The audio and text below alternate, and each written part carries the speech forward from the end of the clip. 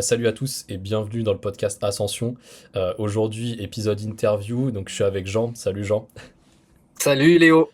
En vrai, c'est trop cool qu'on puisse se voir là parce que pour la petite histoire, pour que les auditeurs ils aient le contexte un petit peu, on s'est rencontrés. C'était à Arcos, ici, les Moulineaux, juste avant le salon de l'escalade. Et du coup, Exactement. tu m'as reconnu, enfin, tu pensais m'avoir reconnu, et du coup, après, on a parlé un petit peu, etc. Et au final, du coup, on s'est croisés au salon de l'escalade, et on a vraiment discuté, etc. Et du coup, je me suis dit, en vrai, c'est hyper intéressant tout ce qu'on est en train de se dire.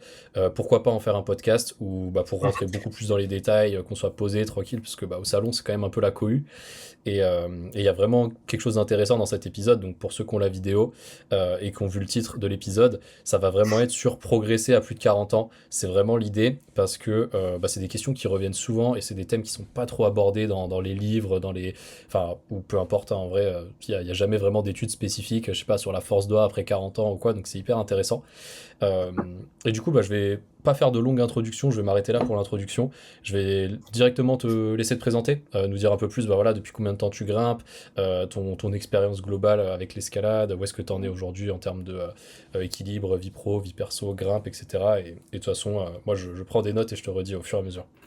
Eh ben, merci en tout cas, Léo, d'accorder ce moment. Effectivement, ouais, moi, je t'ai découvert en fait en cherchant en fait des podcasts sur Internet et j'ai tout de suite accroché dans ta manière de présenter les choses, l'entraînement. Et voilà, ça m'a tout de suite parlé. Donc moi, je m'appelle Jean Rivière. Ouais, j'ai presque 50 ans. Donc ça fait presque plus de 45 ans que je grimpe. Je suis originaire de la région parisienne et je vis actuellement à Chamonix. Je suis marié, je suis papa d'une petite fille de 12 ans. Et voilà, donc au niveau professionnel, je suis guide de haute montagne. Et puis, je travaille également au Score Montagne, au centre de formation d'SRS, ça s'appelle le SNAS. Et pour ma pratique d'escalade, j'ai commencé donc il y a très longtemps à Fontainebleau. Pendant une quinzaine d'années, donc j'ai grimpé avec mon père, j'ai fait des circuits, j'ai assisté aux premiers crash pads qui sont arrivés en forêt. La première salle d'escalade parisienne entre blocs. Donc voilà, je suis vraiment un petit peu un fossile de l'escalade. Et puis j'ai déménagé il y a plus d'une vingtaine d'années donc sur Chamonix en montagne et je me suis mis à ce moment-là à la falaise. Voilà, tout simplement. Donc, transition, on va dire Fontainebleau, puis après Falaise. T'as dit que t'avais grimpé pendant 15 ans à Fontainebleau, mais du coup, tu nous as pas dit à quel âge t'as commencé à grimper. Et du coup, ça permet de remettre en contexte aussi l'expérience que t'as sur l'activité escalade, hein. Ouais, tout à fait. Donc en fait, j'ai commencé l'escalade à 5 ans. Donc voilà, ça fait plus de 45 ans maintenant que je grimpe. Et en fait, j'ai pas passé de compétiteur, si tu veux. Au niveau entraînement, ça a été vraiment des expériences des copains, de lire des livres, des magazines. Je suis un peu un autodidacte de l'escalade et ça m'a quand même permis d'atteindre des difficultés. J'ai fait du 8B bloc dans fin des années 90 et récemment du 8C+ en falaise. Voilà. Et puis beaucoup de voies en fait en falaise entre 8 à 8B. Voilà, ça c'est par rapport au niveau d'escalade. Et t'as un peu des chiffres en tête sur le nombre de blocs que t'as pu faire, je sais pas, entre 8 à 8B, les voies entre 8 à 8B, t'en as fait combien? Tu vois, quelques petits chiffres un peu comme ça qu'on remette aussi un peu dans le contexte, c'est toujours cool en vrai, les auditeurs, enfin moi-même j'aime bien les chiffres. Oui, alors je dirais, je sais pas, des blocs en 8A, peut-être une quinzaine, et des voies entre 8 à 8B. À un moment, j'avais commencé à compter, je devais être un peu plus de 300. Et maintenant, en fait, j'ai arrêté de rentrer dans ce système de calpiner, de noter, et je vais plus sur du plaisir. La voie est faite, et ben je passe à une autre. Et je suis moins dans une logique de comptabilité, quoi, voilà. Ouais, mais ça montre vraiment, enfin ça grésille encore un tout petit peu, mais en vrai ça gêne pas trop. Ouais, Là en gros t'as dit, si jamais les auditeurs ont raté le truc, que t'as fait voilà, environ 300 voix entre 8 A et 8B si on arrondit. Et voilà, comme tu dis, on n'est pas au chiffre près, mais c'est pour avoir un ordre de grandeur, tu vois. Moi je dis toujours, je suis un peu un ouais, imposteur. J'ai fait un seul ouais, 8A bloc, un seul 8A voix. ouais, Et, euh, et ça veut pas dire que j'ai le niveau 8A au sens large, tu vois, mais j'en ai déjà fait un de chaque. ouais, ouais, Donc ouais. ouais, ça permet de remettre dans le contexte et tout, c'est toujours cool. Et du Oui. coup, est-ce que tu as, enfin, du coup, comment tu as pu gérer un peu, parce que tu dis voilà que tu as tout fait un peu en autodidacte, comment tu as structuré un peu ta pratique sur toutes ces années? Alors, c'est vrai que ça change forcément d'année en année, mais là, on va se concentrer du coup sur le début, sur la partie bloc. Tu grimpais combien de fois par semaine en moyenne? Est-ce que du coup, tu allais en salle à côté, puisque tu as parlé d'entre-blocs? Est-ce que tu faisais un peu de prépa physique à côté? Enfin voilà, comment concrètement, dans tes années bloc, tu as géré un peu la chose? Bah, je pense qu'en fait, j'ai passé beaucoup d'années en fait à grimper. En fait, je me suis entraîné en grimpant en extérieur en fait. Et la partie entraînement, c'était vraiment anecdotique. C'est-à-dire, c'était quelques séances de poutres, voilà, en regardant un peu des conseils dans des magazines. Mais ça a été surtout, je pense, pendant 15 ans, j'ai engrangé en fait de la gestuelle. C'est ce qui fait que je pense que actuellement, voilà, j'ai un bagage gestuel ou technique qui me permet de m'en sortir dans pas mal de voies. Mais dès que ça devient physique, je vois tout de suite mes lacunes. Voilà. Hmm. Et après, dès que ça devient physique, t'as quand même fait voilà, plus de 8 ans en bloc, donc c'est que t'as quand même une bonne base. Et pareil, après, bah, la falaise, ça peut devenir très spécifique. Et du coup, j'aime bien là ce que t'as dit parce que tu disais, je me suis entraîné en grimpant. Et souvent, on oppose la prépa physique, on va dire, voilà, faire des tractions, faire des suspensions, etc. Et la grimpe en disant, bah voilà, soit on grimpe, soit on s'entraîne, mais on peut pas faire un peu les deux en même temps. Quand tu dis je m'entraînais en grimpant, est-ce que tu avais une sorte de structure de séance ou est-ce que tu avais quand même des objectifs où tu te disais, ok, là, si je vais en forêt aujourd'hui, je vais absolument faire tel bloc et je sais que je dois faire telle étape avant d'y arriver. Ou alors, est-ce que c'était vraiment voilà, de la pratique, on va dire, en mode freestyle, comme on pourrait dire, où juste, voilà, tu vas en forêt, tu fais le circuit et au fur et à mesure des années, ça progresse tout seul. Enfin, est-ce que tu peux un peu plus me détailler cette partie je m'entraîne en grimpant, on va dire. Bah, déjà en fait à l'époque j'avais pas forcément de moyens de transport, c'est-à-dire j'allais prendre des transports en commun, donc c'était déjà l'aventure pour se rendre en forêt. Donc c'était plus d'aller dans des secteurs et puis faire un petit peu les blocs du coin. Et quand j'ai commencé vraiment à, disons, un petit peu à apprendre les choses de manière plus sérieuse, je m'étais mis Fatman. Je sais pas si tu connais là, comme bloc euh, à, comment s'appelle au Cuvier en part. Je m'étais mis Fatman comme objectif. Et là, j'ai commencé un peu plus à structurer ma pratique, mon entraînement, et j'avais reconstitué une espèce de petit modèle dans le garage de mon père, à travailler sur la grille dans un plafond. Et là, c'est là où j'ai pris conscience du fait de s'entraîner. Ça permet d'avoir du résultat à l'extérieur et de plus optimiser les choses. Voilà. Ouais, donc quand même avec bah, le système de réplique, hein. De toute façon ça s'est vu même avec les pros. Enfin, à l'époque ça avait fait un peu le buzz, comme on pourrait dire, Oui. avec Will Bozy qui avait fait la réplique de Burden of Dreams, etc. Et ça a vraiment explosé à partir de ce moment-là, enfin avec les répliques, avec les prises en 3D et tout. Mais enfin voilà, c'est Ouais. pas quelque chose de nouveau. Faire des répliques, ça date depuis des années et des années, mais après avec les mêmes prises en 3D et tout, c'est. Enfin, on va parler de Ouais. ça un peu plus tard dans le podcast sur Ouais. l'évolution des méthodes, etc. Est-ce que ça change vraiment quelque chose en soi? Mais, euh, Oui. mais donc voilà, donc tu avais quand même une idée de, ok, j'ai des objectifs, je veux vraiment par exemple faire ce bloc, donc je vais m'entraîner un peu spécifiquement sur une réplique ou quoi. Et donc il y avait quand même une certaine logique bah, dans ta pratique, clairement. Et enfin, de toute façon, on n'arrive pas au niveau que tu as cité en intro par hasard, on va dire, il y a toujours une logique, etc. Et donc ça, on va dire que c'était pour la partie bloc. Est-ce que, enfin là, je passe très rapidement hein, parce que c'est l'introduction. Est-ce que tu as Oui. vraiment un enseignement global que toute cette partie bloc, elle t'a enseigné, on va dire, quelque chose où tu te dis, voilà, mais ces 15 années de bloc, elles m'ont servi à apprendre à faire telle ou telle chose, ou ça m'a donné telle ou telle base, quelque chose qui t'a vraiment marqué, on va dire. Ce qui m'a marqué, c'est bah, déjà bien sûr la richesse en fait technique du blog, tout ce que ça peut apporter en termes de gestuelle. Là, je pense que tu progresses vraiment. Et là, j'ai vraiment acquis mon style de prédilection, c'est tout ce qui est un peu sur les pieds, tu vois, vertical, dalle. J'ai fait pas mal de dalles classiques à Fontainebleau, donc je pense que en termes de pose de pied, j'ai vraiment acquis beaucoup de choses. Et je dirais le deuxième aspect que m'a apporté le bloc, c'est la patience. Parce que pour arriver à un bloc, eh ben, on va mettre des essais, on va y retourner, on va travailler le passage, ça développe une certaine abnégation qui est après exportable en falaise ou dans d'autres domaines même de la vie. Une certaine patience et rigueur, voilà, on va dire. Ouais, et ça résume vraiment bien. Et du coup, bah, ça fait la transition avec la falaise. Du coup, tu as déménagé plus tard, donc tu as vraiment eu une cassure, hein, t'as jamais fait, on va dire, les deux en même temps. Tu as vraiment eu ta période bloc XT, falaise XT. Et du coup, est-ce que tu peux nous parler un peu plus de la période en falaise? Tu as commencé du coup vers quel âge la falaise? Ça a été quoi un peu les étapes logiques? Quelles difficultés tu as pu rencontrer? Ce genre de choses. Ouais, on va dire que j'ai commencé la falaise vers 20, entre 20 et 25 ans. Et c'est vrai que quand je suis arrivé en région de Chamonix, je voulais tout de suite faire du bloc. Mais en fait, les lieux et les secteurs ont fait que j'ai vu que c'était pas la forêt de Fontainebleau et qu'il fallait que je me tourne vers d'autres choses si je voulais continuer à grimper. Et c'est là où j'ai commencé à aller en falaise.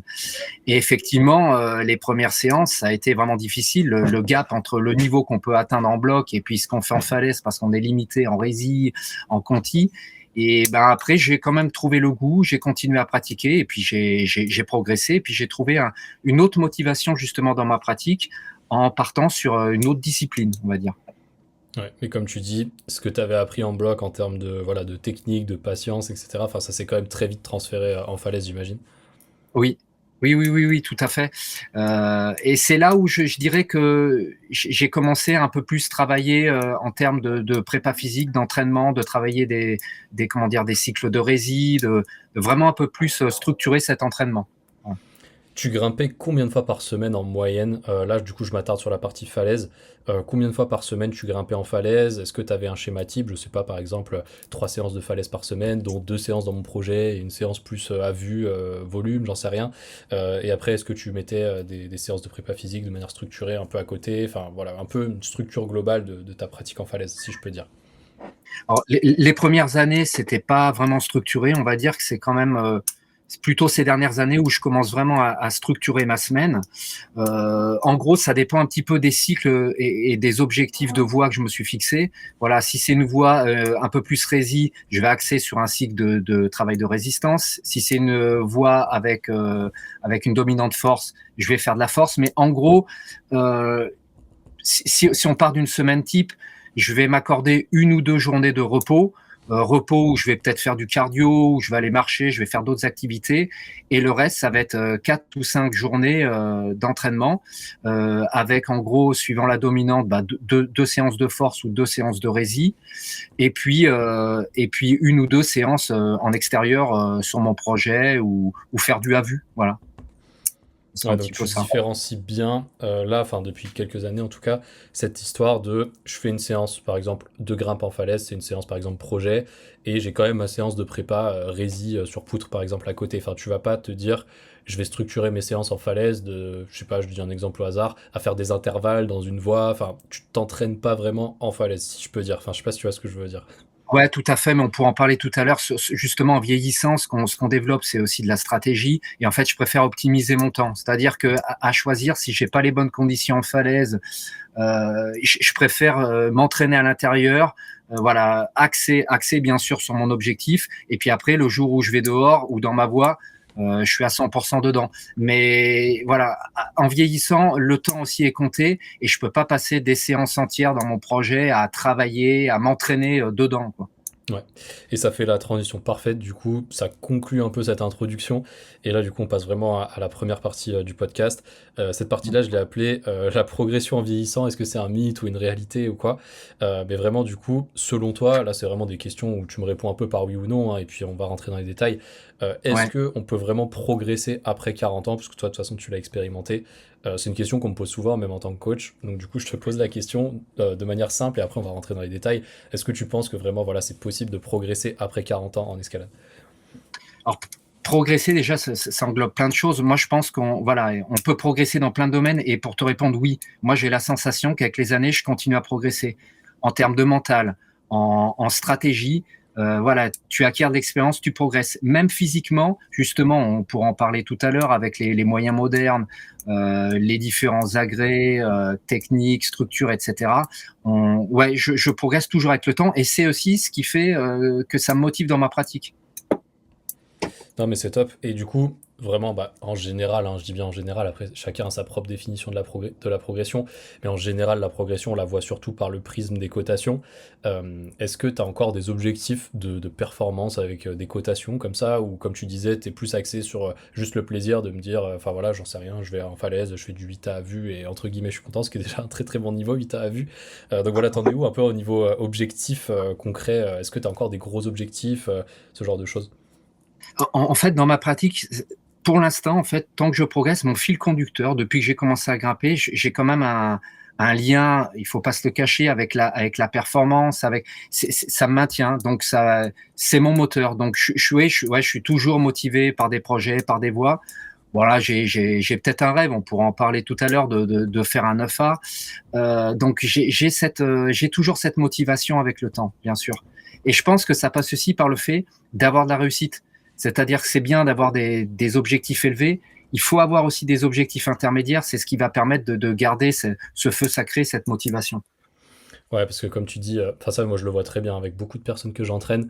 Si l'objectif final, c'est par exemple grimper à 8 à bloc, c'est un truc qui revient très souvent, mais que t'as pas les petits objectifs intermédiaires de, je sais pas, faire 5 fois 7B flash, faire un 7B plus en 3 séances, ou peu importe, enfin là je dis des trucs un peu au hasard, bah en fait t'es tout le temps, t'as l'impression d'être tout le temps en échec et de vouloir un peu griller les étapes. Et ouais, mentalement, c'est pas bon du tout sur le côté, comme tu disais. Mental, abnégation, enfin même si t'es très motivé, même si t'es très discipliné, bah, si t'es tout le temps en échec, c'est pas top aussi. Et c'est pour ça aussi que souvent les cycles de volume, ça marche bien. Enfin, on en reparlera au fur et à mesure du podcast.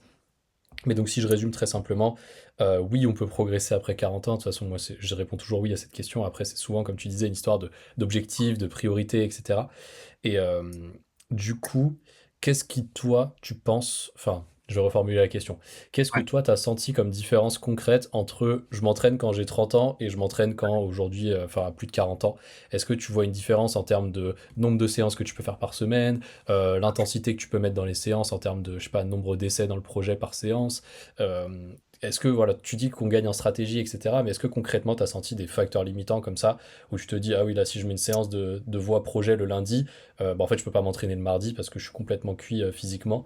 T'as senti des différences comme ça entre, on va dire, avant 30 ans et après 30 ans, si je prends une fourchette comme ça? Oui, oui, oui, oui. Faut pas se le cacher. Bien sûr qu'avec les années, voilà, physiquement, il y a, on n'a pas, on n'a pas le corps de nos 20 ans. Là où, par exemple, où je sens que j'ai des difficultés à maintenir, c'est même pas à progresser, c'est à maintenir, c'est tout ce qui est mouvement dynamique, tout ce qui est explosivité. Je vois que là, faut que je m'entraîne pour garder en fait ce minimum de réactivité des muscles. Euh, Après, je pense que, en fait, on en parlait tout à l'heure, pour avoir de la réussite, je veux aussi dans des choses qui me conviennent. C'est-à-dire que j'ai moins de temps à passer dans l'escalade. Donc souvent on dit oui, il faut travailler ses points faibles. Et ben moi je travaille pas mes points faibles, j'accentue mes points forts. Par contre, j'essaye de faire en sorte que mes points faibles ils s'accentuent pas. J'essaye de les stabiliser. Par contre, je vais travailler sur mes points forts et je vais aller dans des voies ou dans des styles qui me conviennent pour avoir de la réussite et du résultat. Ça, pour moi, c'est le premier levier de la motivation. Il faut avoir de la réussite. Ouais, et franchement c'est top hein, parce que c'est vrai que de toute façon pour donner des conseils, enfin tout peut être très général. Enfin des fois c'est ça qui est compliqué aussi dans les podcasts quand on va dire quelque chose. Enfin typiquement là on va parler des standards là, que j'avais cités dans d'autres podcasts tout à l'heure, le fameux 1,75 de ratio sur 20 mm, etc. Souvent quand on donne des conseils comme ça, que ce soit dans des podcasts, magazines comme tu disais ou quoi, ou des articles, on essaye de rester assez général parce que bah voilà, faut que ça s'adresse au plus grand nombre, que la plupart des gens puissent se reconnaître là-dedans. C'est clair que ce sera jamais un mauvais conseil de dire à quelqu'un tu vas progresser sur tes points faibles, ça va te faire progresser. Et oui, parce que c'est là où il y a la plus grosse marge de progression.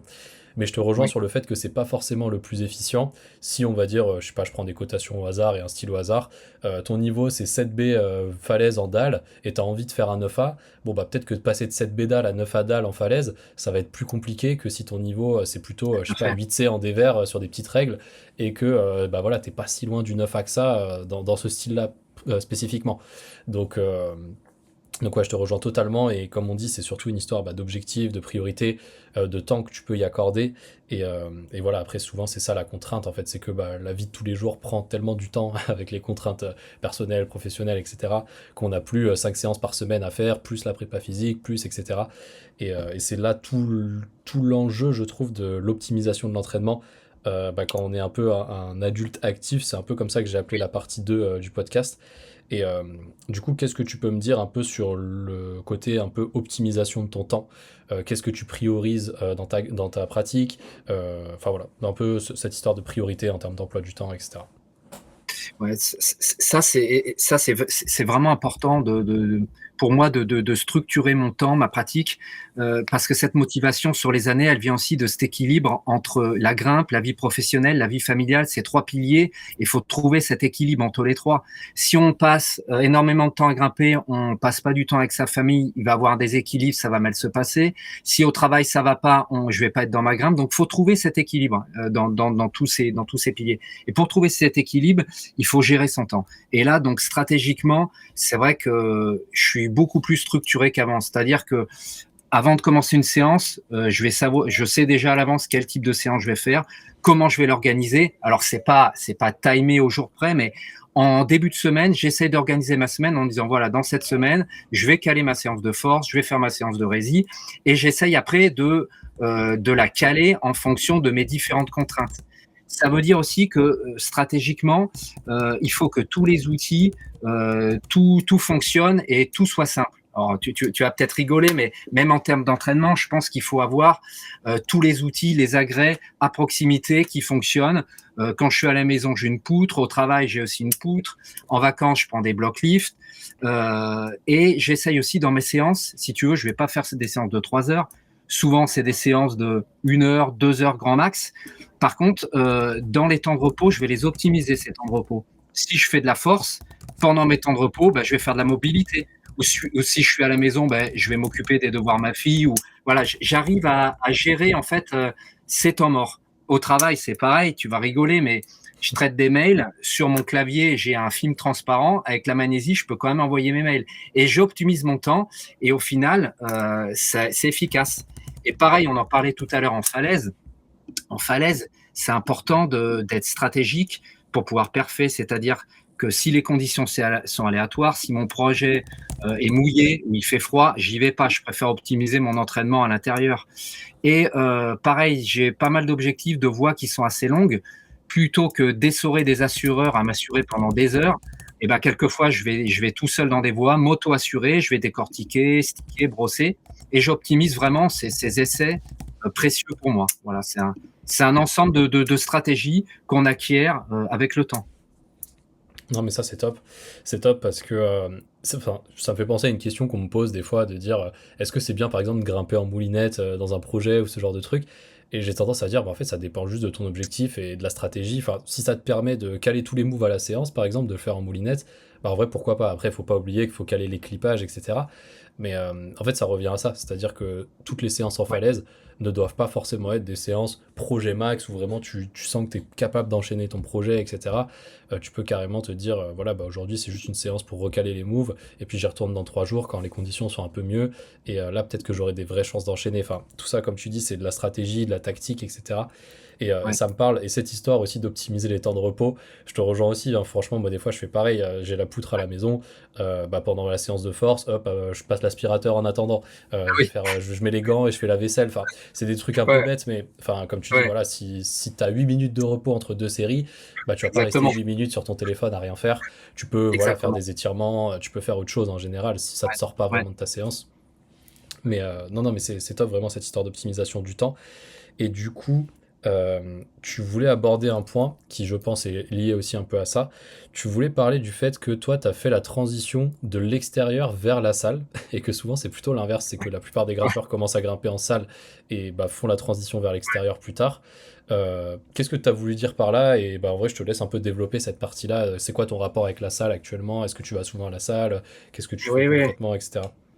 Ouais, ouais, ça existe. Comme tu disais tout à l'heure, on s'est rencontrés au centre d'escalade et j'ai été très étonné au centre d'escalade de grimper. Il y avait une structure avec des blocs qu'ils ont mis à l'intérieur des blocs de rochers. Je sais pas si tu te souviens. Et là, j'ai Oui, discuté avec des blocs naturels, mais en intérieur, oui, je vois le truc. exactement. Donc, et là, je discutais avec des jeunes qui grimpaient très fort et qui m'ont dit, ah, mais c'est ça le rocher, c'est ça la structure du rocher. Et là, j'étais vraiment étonné. Je discute avec un des jeunes et je lui dis, mais tu grimpes fort, t'as pas été à Fontainebleau? Ben non, je fais que de la salle.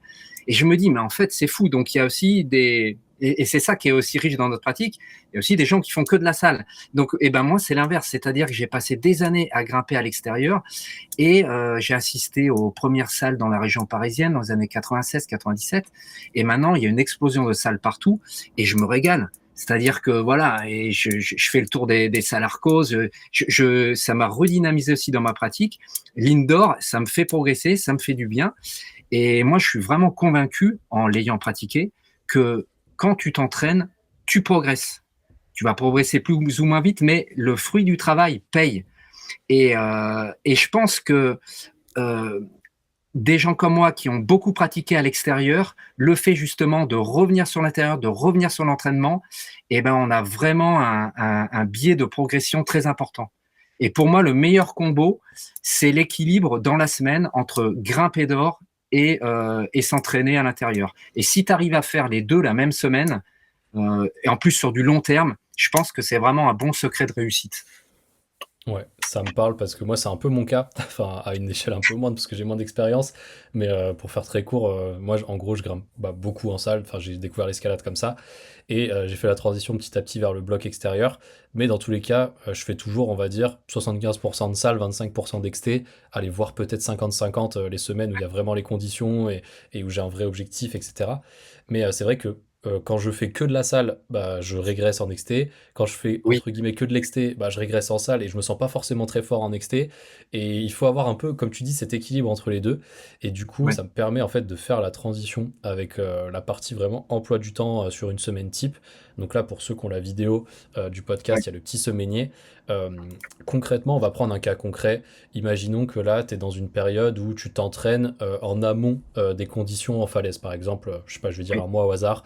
Tu sais que c'est au mois de mai que vraiment là il y a les meilleures conditions à la falaise pour aller sortir ton projet. Et on est au mois de, je sais pas, mars, avril, enfin on va dire 2-3 mois avant. Tu es dans un ouais. cycle, on va dire que c'est un cycle de rési par exemple. Mhm. Comment t'organises concrètement ta semaine sur les 7 jours de la semaine, sur voilà, combien de séances tu vas faire de grimpe, combien de séances de prépa physique, qu'est-ce que tu mets à peu près dans ces séances de prépa physique. Enfin là, on est vraiment là pour un peu rentrer dans les détails et pour voir un peu comment on peut optimiser toute cette structure et tout pour tous les gens qui s'entraînent en fait, hein, tout simplement. Ouais. Alors déjà pour moi en fait c'est tu l'avais déjà présenté dans un autre podcast. Pour moi je définis vraiment l'objectif que je veux faire et l'objectif je le fais varier.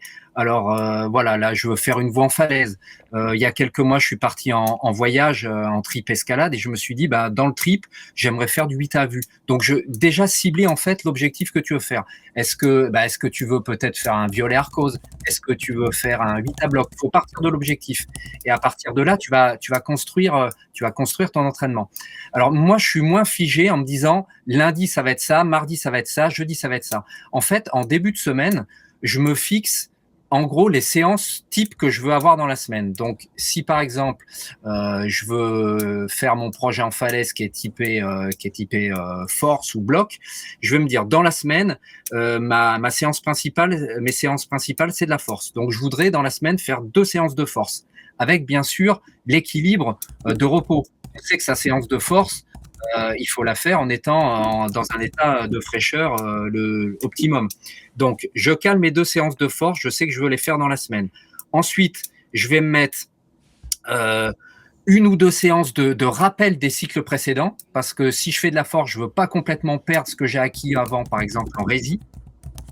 Et après, en fait, j'essaye d'aller au maximum dans mon projet, de faire 1 ou 2 séances en extérieur. Maintenant, avec la région où j'habite, des fois c'est compliqué, mais au moins 1 séance en extérieur, 1 ou 2 séances en extérieur. Voilà. Et après, suivant l'état de fatigue, je m'accorde 1 ou 2 jours de repos. Ça t'arrive de Voilà. faire des doubles séances là? Enfin, tu vois le schéma, hein, de toute Oui, façon, que je suis en train de te partager.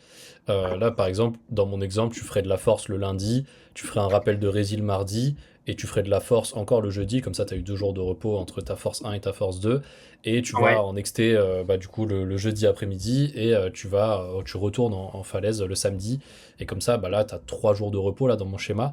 Ou Oui. alors est-ce que tu aurais tendance à faire plutôt la séance de force le vendredi? Enfin, comment tu l'organiserais Non, concrètement un peu? alors, vraiment ce que je te dis, voilà, en début de semaine, je vais fixer en fait les différentes filières que je veux faire. Et après, en fait, suivant l'organisation de la semaine, parce que suivant, on a les impondérables professionnels, de la famille, voilà, les contraintes de l'école de ma fille. Et ben, je vais peut-être des fois ragencer en fait les journées. Je vais pas partir complètement sur ce que je me suis fixé au départ, mais en tout cas en bilan de semaine, quand je vais arriver au dimanche, je vais avoir fait mes 2 séances de force, mes 2 séances de rési, mes 2 séances en extérieur. Voilà. Mais pas forcément figé le lundi. Voilà. Si tu veux, au jour le jour, au fil de l'eau, suivant les événements, je peux réactualiser la chose. Voilà. Non, mais J'ai le voilà. fil directeur, et après, j'agence. Du coup, je veux resserrer un peu la question, comme ça on a un peu l'idée qu'il y a derrière. Moi, l'idée qu'il y avait derrière cette question, c'était, tu vois, par exemple, le temps de repos entre deux séances, par exemple. En général, on dit qu'il faut 2 jours de repos complet, on va dire, entre deux séances de force. Bon, après, là, dans mon exemple, tu ferais le rappel de rési entre-temps. Mais normalement, voilà, tu prends quand même 2 jours entre tes séances de force, tu prends quand même un jour de repos entre des séances de projet. Est-ce que tu as un peu des Oui. non négociables comme ça avec l'expérience, ou est-ce que, je sais pas si ça marche bien dans ton emploi du temps, tu peux te retrouver à faire de la force le lundi et le mercredi. Non. Enfin, Là, je te rejoins complètement. Alors, l'arésie ou des fois, je vais faire un peu du volume de conti. Ça peut s'empiler. Ça peut se faire aussi dans des doubles séances. Par contre, la force, je m'oblige vraiment, avant de faire une séance de force, que la veille ou que la demi-journée qui précède, j'ai du repos.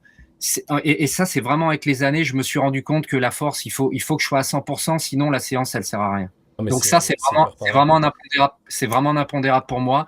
Avant de faire la force, il faut que je sois en état de fraîcheur. Et du coup, pour les séances typées projet XT, est-ce que tu as un peu la même règle, ou comment tu adaptes un peu ta séance au jour le jour? Imaginons, voilà, samedi, tu as prévu d'aller en falaise, enfin, tu as du temps pour y aller, et en fait, tu te rends compte en t'échauffant, ou même une fois que tu es déjà en train de grimper dans le projet, que t'es fatigué concrètement. Est-ce que tu vas adapter d'une certaine manière, ou est-ce que tu vas quand même un peu pousser en te disant, bon, bah, c'est pas grave, je pousse un peu la fatigue et je récupérerai plus tard? Enfin, comment tu ferais dans cette situation-là? Justement, par expérience, je pousse pas la fatigue. J'ai pas eu des grosses blessures, mais j'ai déjà eu quelques blessures. Et quand on refait le film de la manière dont ça s'est passé, ça a toujours été des moments où j'étais fatigué et j'ai voulu pousser un peu plus le corps. Donc, si je sens que je suis pas dedans, je vais pas pousser la machine. Par contre, je vais voir à la baisse mon objectif. Si dans ma séance en extérieur, je sens que je suis fatigué, et ben au lieu de travailler toute la voie, je vais me dire allez, je vais travailler qu'une séquence, ou je vais travailler qu'un placement ou une partie avec des clipages. Tu vois, je vais séquencer en fait mon objectif. Non, mais c'est hyper clair. Donc, t'adaptes, voilà, quand même concrètement le contenu de la séance à la forme du jour, même si tu avais prévu un certain type de séance. Et est-ce que tu as tendance à faire pareil, par exemple, pour les séances de force? Je vais prendre un exemple concret. Bah, là, dans mon exemple, tu ferais de la force lundi et jeudi. Je sais pas, imaginons lundi, tu as fait 5 séries de traction de 3 répétitions à 30 kg. Tu es censé refaire la même chose le jeudi, et tu sens que déjà à 25 kg à l'échauffement, c'est dur. Est-ce que tu fais quand même tes séries à 25 kilos, ou est-ce que tu reportes la séance au lendemain? Enfin, comment tu t'adapterais dans ce cas-là précis? Alors je sais pas si c'est une bonne chose, mais j'avoue que au niveau de cette séance planifiée de force, si j'ai prévu de la faire, je la fais. Alors je vais peut-être baisser un peu en poids, je vais pas aller à la blessure, mais je vais quand même la maintenir parce que si je la reporte dans la semaine, ça va me décaler en fait quand même toute l'organisation des semaines qui vont suivre en fait. Donc je la maintiens quand même. Non, je te rejoins. Je pense que, à moins que tu dois vraiment baisser drastiquement la charge, Oui, je pense que si tu dois baisser de plus de 10%, c'est un peu trop. Par exemple, là, si je reprends ouais, mon exemple, tu étais censé faire des répétitions à 30 kilos. Si tu dois faire à moins que 27 kilos, donc oui. 10% de 30 kilos, pour moi, ça veut dire que souvent, tu es trop fatigué. Après, voilà, ce 10%, ça dépend du delta, parce que forcément, si la charge c'est 10 kilos et que tu peux pas le faire à 9 kilos, enfin, ça fait 10% aussi, mais c'est pas pareil, parce que le delta, il est pas aussi important. Mais c'est à peu près un ordre de grandeur. Et du Ouais. coup, après, j'aurais quand même tendance à dire que tu peux aussi garder la même charge, mais faire moins de répétitions. Par C'est exemple, ce que j'avais. au lieu de faire 3 séries de 3 à 30 kilos, tu fais 3 séries de 2 à 30 kilos, en sachant que la troisième répétition, peut-être qu'elle serait pas passée parce que tu es un peu fatigué, mais du coup, tu gardes un peu cette réserve au cas où, pour pas non plus trop creuser la fatigue. Enfin voilà, ça c'est vraiment dans le cas d'une séance de force. Donc je te rejoins, je pense que c'est adapté, surtout au fait, comme tu dis, que si tu décales la séance, en fait, souvent, tu n'auras pas le temps de la rattraper. Et je dis souvent, même aux personnes que je coach, que ça vaut pas le coup de rattraper des séances, surtout quand tu es vraiment fatigué. Parce que souvent, quand tu es fatigué, c'est que ton corps, il te dit stop et que tu as besoin d'un peu plus de repos, etc. Donc, euh, donc voilà, après, on va reparler un peu de ça dans les Ouais. questions que tu m'as posées sur les périodes de break, le repos et tout, mais c'est hyper intéressant d'avoir ton avis là-dessus. Et j'ai l'impression aussi que ça vient, cette force et cette résille, avec une certaine régularité. Et si entre 2 séances de force, il y a trop d'espacement, j'ai l'impression que je perds les bénéfices. Tu vois, il faut pas que j'ai plus que 5 jours entre 2 séances. Sinon, si je fais une séance toutes les 2 semaines, j'ai l'impression de perdre tous les bénéfices. Il faut que le corps, il se souvienne et qu'il y ait un rappel, en fait. Oui, c'est ça. Et bah, c'est pour ça qu'on fait des rappels de force, des rappels de résille ou peu importe. Mais ce que je dis dans tous les podcasts, de toute façon, c'est à peu près ça, hein, ça revient à ce que tu as dit. C'est que quand tu veux progresser sur une qualité, par exemple, là, tu veux progresser en force, il te faut 2 séances de force dans la semaine. Après, est-ce que tu comptes la grimpe comme une séance de force? Ça dépend vraiment au cas par cas. Mais là, tu vois, comme tu es en projet typé plutôt falaise, à moins que tu fasses vraiment du travail de crux max dans ta falaise, enfin dans ta voie, je trouve que du coup, bah, c'est plus de la force concrètement. Enfin, ou alors, il faudrait faire une séance de projet sur board, vraiment une Oui, réplique de ton crux ou quoi.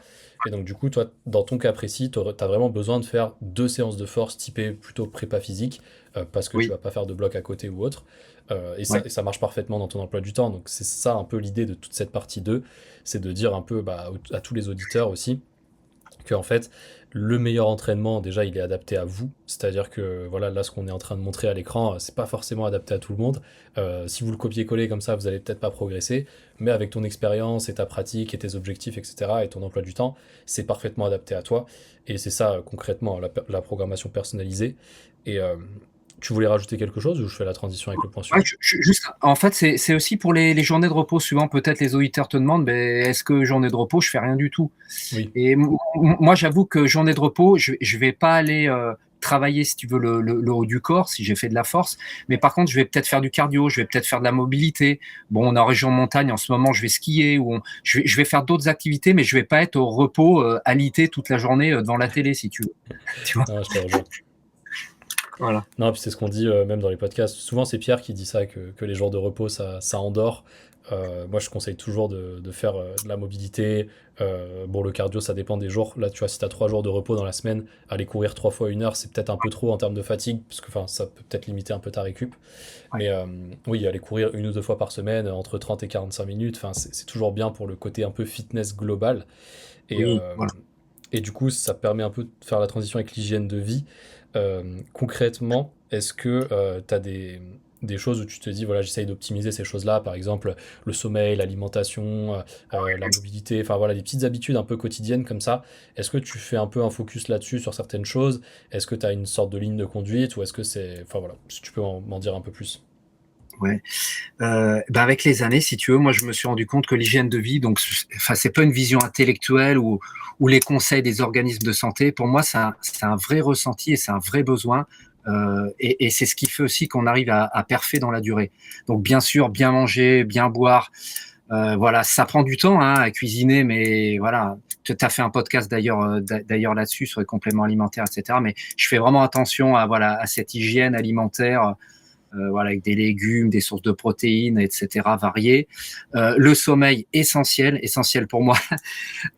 Avec mon épouse, on a acheté il y a quelques temps un grand lit de 2 mètres, on a 2 couettes, et au final, c'est un vrai gage d'équilibre aussi dans le couple et de repos. Vraiment, d'avoir un bon lit, de bien dormir, c'est essentiel. Le corps, c'est l'outil, c'est notre outil avec lequel on travaille. On habite dans notre corps.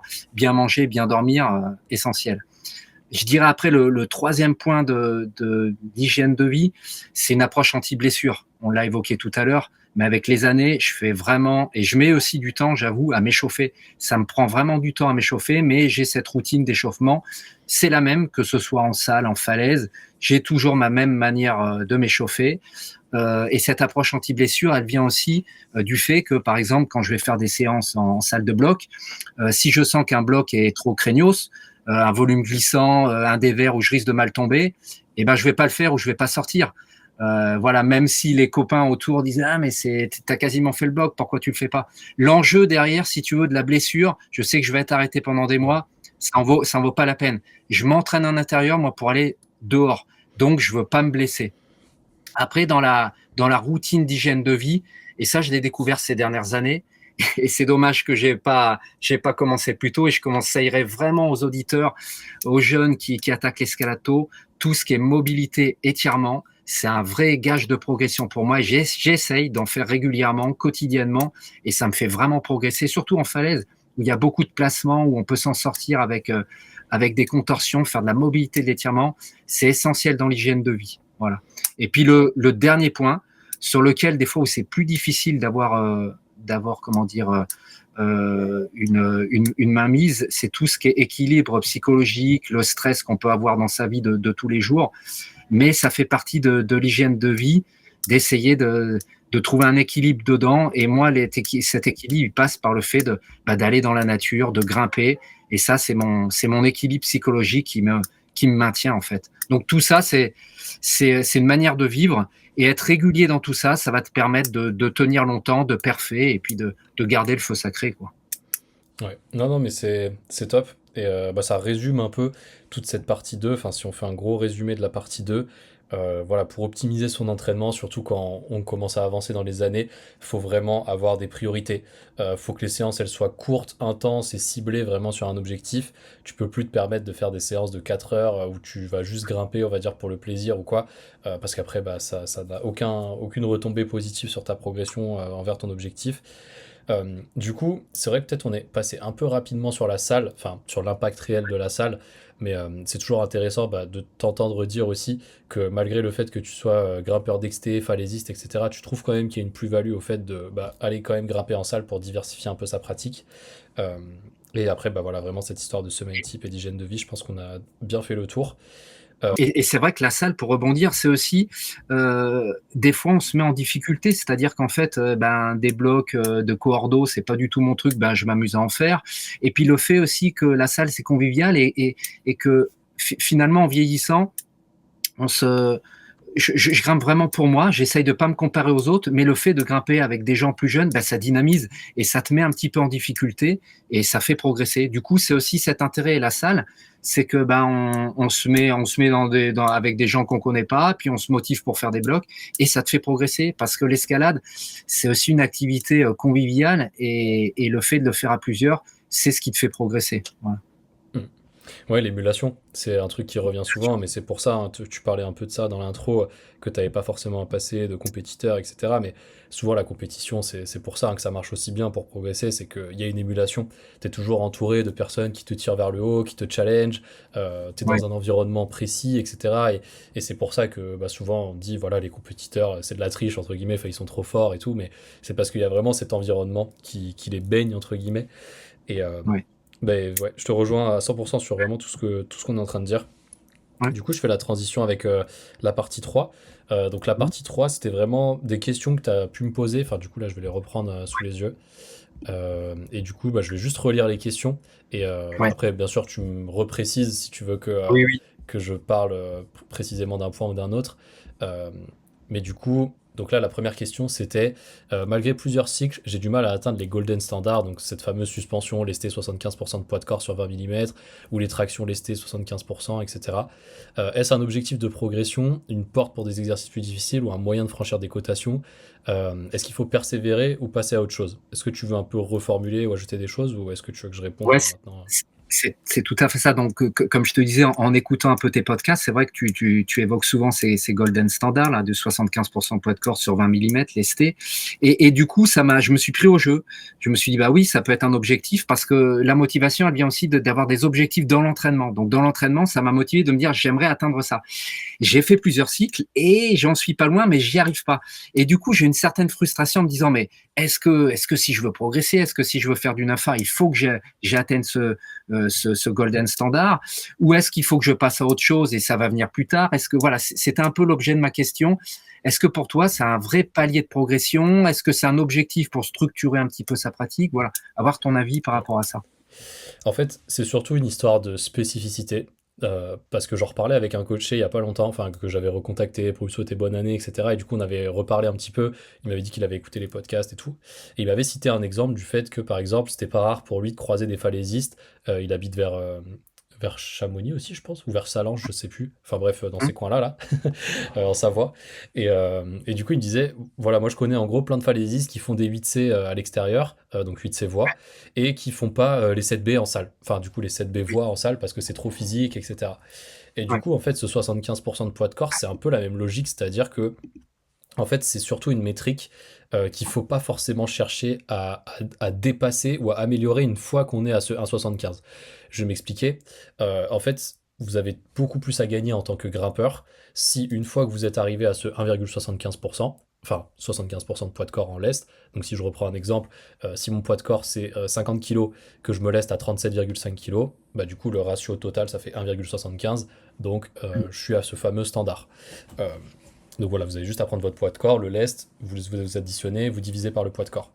Et donc du coup, en fait, c'est une métrique au-dessus de laquelle, donc ce fameux 1,75, le transfert sur la performance, il est beaucoup moins important que si on va travailler par exemple sur des petites prises. C'est-à-dire que Ouais. bah là, moi je prends mon exemple, j'ai un ratio qui est proche de 2 sur 20 Mhm. mm. Bah, en fait, j'ai pas un niveau qui explose en extérieur parce que je suis trop faible sur les petites prises. C'est-à-dire tout ce qui Ouais. est 14 mm, 10 mm, 8 mm. En fait, mon ratio, il est vraiment exponentiellement mauvais, c'est-à-dire que plus je diminue la taille de la prise, plus ma force elle baisse, mais pas proportionnellement à la taille de la prise. Et ça, c'est quelque chose où plus tu es un grimpeur expérimenté en extérieur, Mhm. moi, c'est le cas. C'est-à-dire que bah, pour quelqu'un comme toi, c'est possible que tu aies quasiment le même ratio sur 14 Mhm. mm ou sur 20 mm. Parce que tes tendons, tes ligaments, etc., ils sont adaptés à la taille de ces prises-là. Mais par contre, ton système nerveux, vraiment le fait de contracter tes muscles pour surpasser la charge, il soit pas capable de mettre autant de force que ce 1,75%. Et ça, c'est pas grave parce que ça dépend vraiment de la spécificité de ton projet. Après, bien sûr, c'est clair que si ton ratio c'est 1,4 et que tu veux faire du 9A, je pense qu'il y a des trucs où même en ayant toute la spécificité du monde, ça peut potentiellement ne pas marcher parce que tu n'auras juste pas la force de faire le mouvement en question. Mais Ouais. dans des degrés où je sais pas, peut-être que tu es à 1,6 ou 1,65, ou enfin voilà, en gros, tu es proche un peu de ce 1,75, il n'y a aucune contre-indication qui va te dire bah, tant que tu n'as pas 1,75, tu vas pas pouvoir faire ton 9A, etc. Parce que ça marche pas comme ça, et heureusement. Parce que sinon, Ouais. bah, on ferait que des suspensions sur la poudre jusqu'à atteindre un certain score, et après on irait grimper dans la cotation pour essayer de la valider, et ça marche pas comme ça. Donc en fait, ce 1,75, vois-le vraiment comme un score où si jamais tu as atteint ce standard-là, il y a beaucoup mieux à faire que continuer sur cette voie-là, de faire des suspensions sur 20 Oui. mm, etc. Et ça, j'ai mis beaucoup de temps à le comprendre et aussi bah, à le conseiller à des personnes que je coach, etc. Et la suite logique, c'est juste de passer sur 14 mm, parce que souvent sur les poutres, il y a les deux tailles, il y a 20 mm, 14 mm ou 20 et 15, peu importe, et d'essayer de conserver en fait son ratio. C'est-à-dire que si tu as 2 de ratio sur 20, tu as envie d'avoir 2 de ratio sur 14. Et Oui. voilà, il y a une certaine linéarité qui est possible jusqu'à un certain point. Et après, bien sûr, bah, plus vous diminuez la taille de la prise, en théorie, mieux c'est. Je n'irai pas lester sur moins de 10 mm, donc je ferai du lester que sur 10 mm Oui. au plus petit, parce qu'après, il y a trop de facteurs de friction, etc. Et limite, ça devient dangereux. Mais quelqu'un qui a par exemple 1,6 de ratio sur 10 mm, mais qui a que 1,65 sur 20 mm, bah, ça va être un super bon grimpeur d'extérieur comparé à quelqu'un comme moi qui a 2 de ratio sur 20 mm, mais qui a, je dis un chiffre au hasard, 1,3 sur 10 mm par exemple. Mhm. Et donc ça, faut l'avoir en tête. Donc c'est pas une fatalité en soi, t'as pas besoin d'atteindre ces standards pour grimper telle ou telle cotation. Par contre, ce qui est Mhm. sûr, c'est qu'il y a une corrélation entre ces standards-là et la performance que tu es censé pouvoir atteindre. Après, du coup, Oui. le gap entre les deux, ça veut juste dire que bah, peut-être ça va te prendre plus de temps, plus de spécificité, plus de, enfin oui, de spécificité parce que tu vas devoir te cibler sur un seul projet en particulier, etc., etc. Alors que peut-être que si tu avais 2 de ratio, bah, ton 9A il passerait en, je dis un truc au hasard, en 10 séances au lieu de 50. Et Ouais. puis tu aurais eu le temps d'en faire 4 dans la foulée. Donc c'est ça Ouais. aussi, c'est cette histoire de marge et de qu'est-ce que tu es capable de faire concrètement avec la force physique que tu as. Ouais. Et après, pour tes objectifs à toi personnellement, je pense pas que ce soit la métrique la plus corrélée à la perf, parce que en Ouais. fait sur un 75, il va juste limiter ton niveau de bloc dans la voie. C'est-à-dire que s'il y a Ouais. un crux en, je sais pas, je dis un chiffre au hasard, en 7B bloc, bah si tu as la force de faire ce 7B bloc et qu'après tu as une bonne résie, une bonne endurance de force, etc., bah si t'as pas une force supérieure à ça, c'est pas trop grave. Pour le bloc, Mhm. par contre, c'est une autre histoire parce que bah, là, tu es limité littéralement par ton niveau de bloc quand Oui. tu Oui. fais du bloc. Donc, enfin, c'est un peu plus complexe. Ouais. Du coup, Il faut Et, persévérer, je pense, du coup, pour répondre à la question, parce que faut continuer d'entretenir ta force.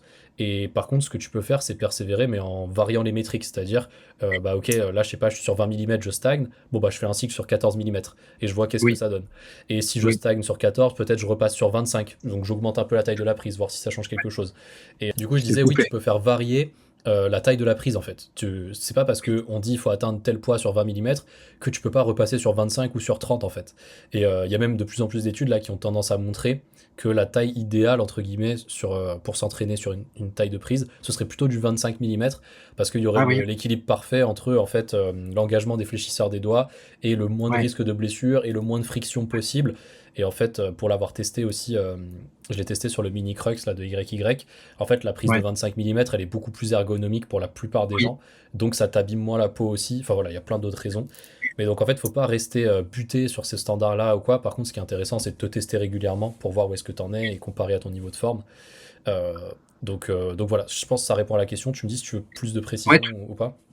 bah, je voulais te demander quelque chose. J'ai l'impression que ce qui me limite aussi, c'est deux choses. La première, en fait, c'est le facteur adhérence. C'est-à-dire que cette même séance, suivant je la fais, si je la fais sur une réglette en bois de 20 mm ou une autre type de prise de 20 mm, en fait, c'est pas du tout, j'ai pas du tout la même adhérence.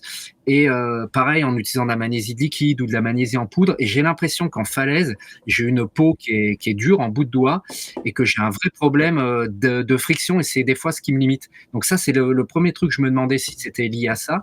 Et deuxième chose, c'est en semi-arqué, j'ai vraiment un décalage entre le petit doigt et les autres doigts et j'ai du mal à venir placer le petit doigt en semi-arqué. Et ça, c'est pareil, j'ai l'impression que ça me limite dans la charge que je vais pouvoir me lester. Alors en théorie, tu devrais pouvoir mettre plus de charge si ton petit doigt il est tendu. Parce que quand tu as le petit doigt qui est tendu avec les trois autres doigts qui sont vraiment semi-arqués, tu as un bon Ouais, levier au niveau du poignet, de la main, etc. qui fait que normalement bah, tu as plus de force que si tu viens ouais, fléchir le petit doigt qui va fléchir la première articulation de la main. Et là, tu as moins de force parce que tu as plus de bras de levier en fait qui se cumulent. Tu vois ce que je veux ouais. dire ou pas? Oui, je vois, ouais, ouais. Donc en fait, Et pour moi, le semi-arqué, enfin de toute façon, je l'ai dans la batterie de test, là, pour tous ceux qui veulent oui, avoir la batterie de test, vous envoyez test sur Instagram ou quoi, et je vous envoie ça, il y a les vidéos. Je montre bien justement dans cette vidéo-là de test que la position semi-arquée, c'est vraiment index à 90 degrés, majeur annulaire, bah, plus ou moins à 90 degrés aussi, et souvent le petit doigt, ça va dépendre de l'anatomie de la main de chacun, mais en général, le petit doigt, il n'y a que la première phalange qui est fléchie, et le reste est tendu.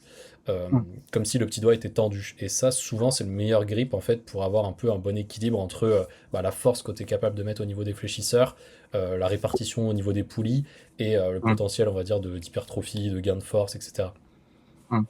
ok. Et Et tu penses la peau de Falésie, c'est un mythe ou tu penses que ça peut générer une limite en fait, le Ah oui, fait oui. d'avoir. En fait, c'est ce Ouais, que j'allais dire, c'est, j'ai pas du tout parlé là du côté friction, etc. Mais ce 1,75, là, je pars du principe que la friction, c'est pas du tout un facteur limitant. C'est-à-dire ouais, que si la friction, c'est un facteur limitant, il faut absolument trouver un moyen que ça le soit pas. Je sais pas, un ouais, ventilo, une autre magnésie, plus hydrater sa peau, faire ça sur une prise en résine qui accroche beaucoup mieux qu'une prise en bois, peu importe. ouais, Mais l'idée, c'est que sur ce test, en théorie, surtout sur 20 mm, t'es pas censé être limité par les conditions. C'est-à-dire que vraiment la friction et la qualité de ta peau et tout, c'est la taille de la prise est assez grande pour que ces facteurs-là n'aient pas trop d'impact sur la suspension. Par contre, si tu sens que toi c'est vraiment un problème, là du coup il faut se dire bah voilà, est-ce que je m'entraîne pour faire cette suspension lestée sur la prise ou est-ce que c'est mieux que ma peau elle soit optimisée pour la falaise? Et ça voilà, c'est exactement, d'autres considérations tactiques, stratégiques, etc. Mais oui, exactement. c'est clair que ça joue énormément. Ça Ouais. joue énormément. Mmh. Ok. Et un conseil que bah là j'ai tendance à citer de plus en plus aussi dans les coachings, c'est que en fait j'ai appris seulement récemment que la peau c'est un peu comme de la terre qui est séchée. Tu vois, la terre quand c'est vraiment la sécheresse et que bah là l'herbe elle est cramée, etc. Bah, en fait quand tu mets de l'eau sur la terre, l'eau elle ruisselle, elle pénètre pas dans le sol.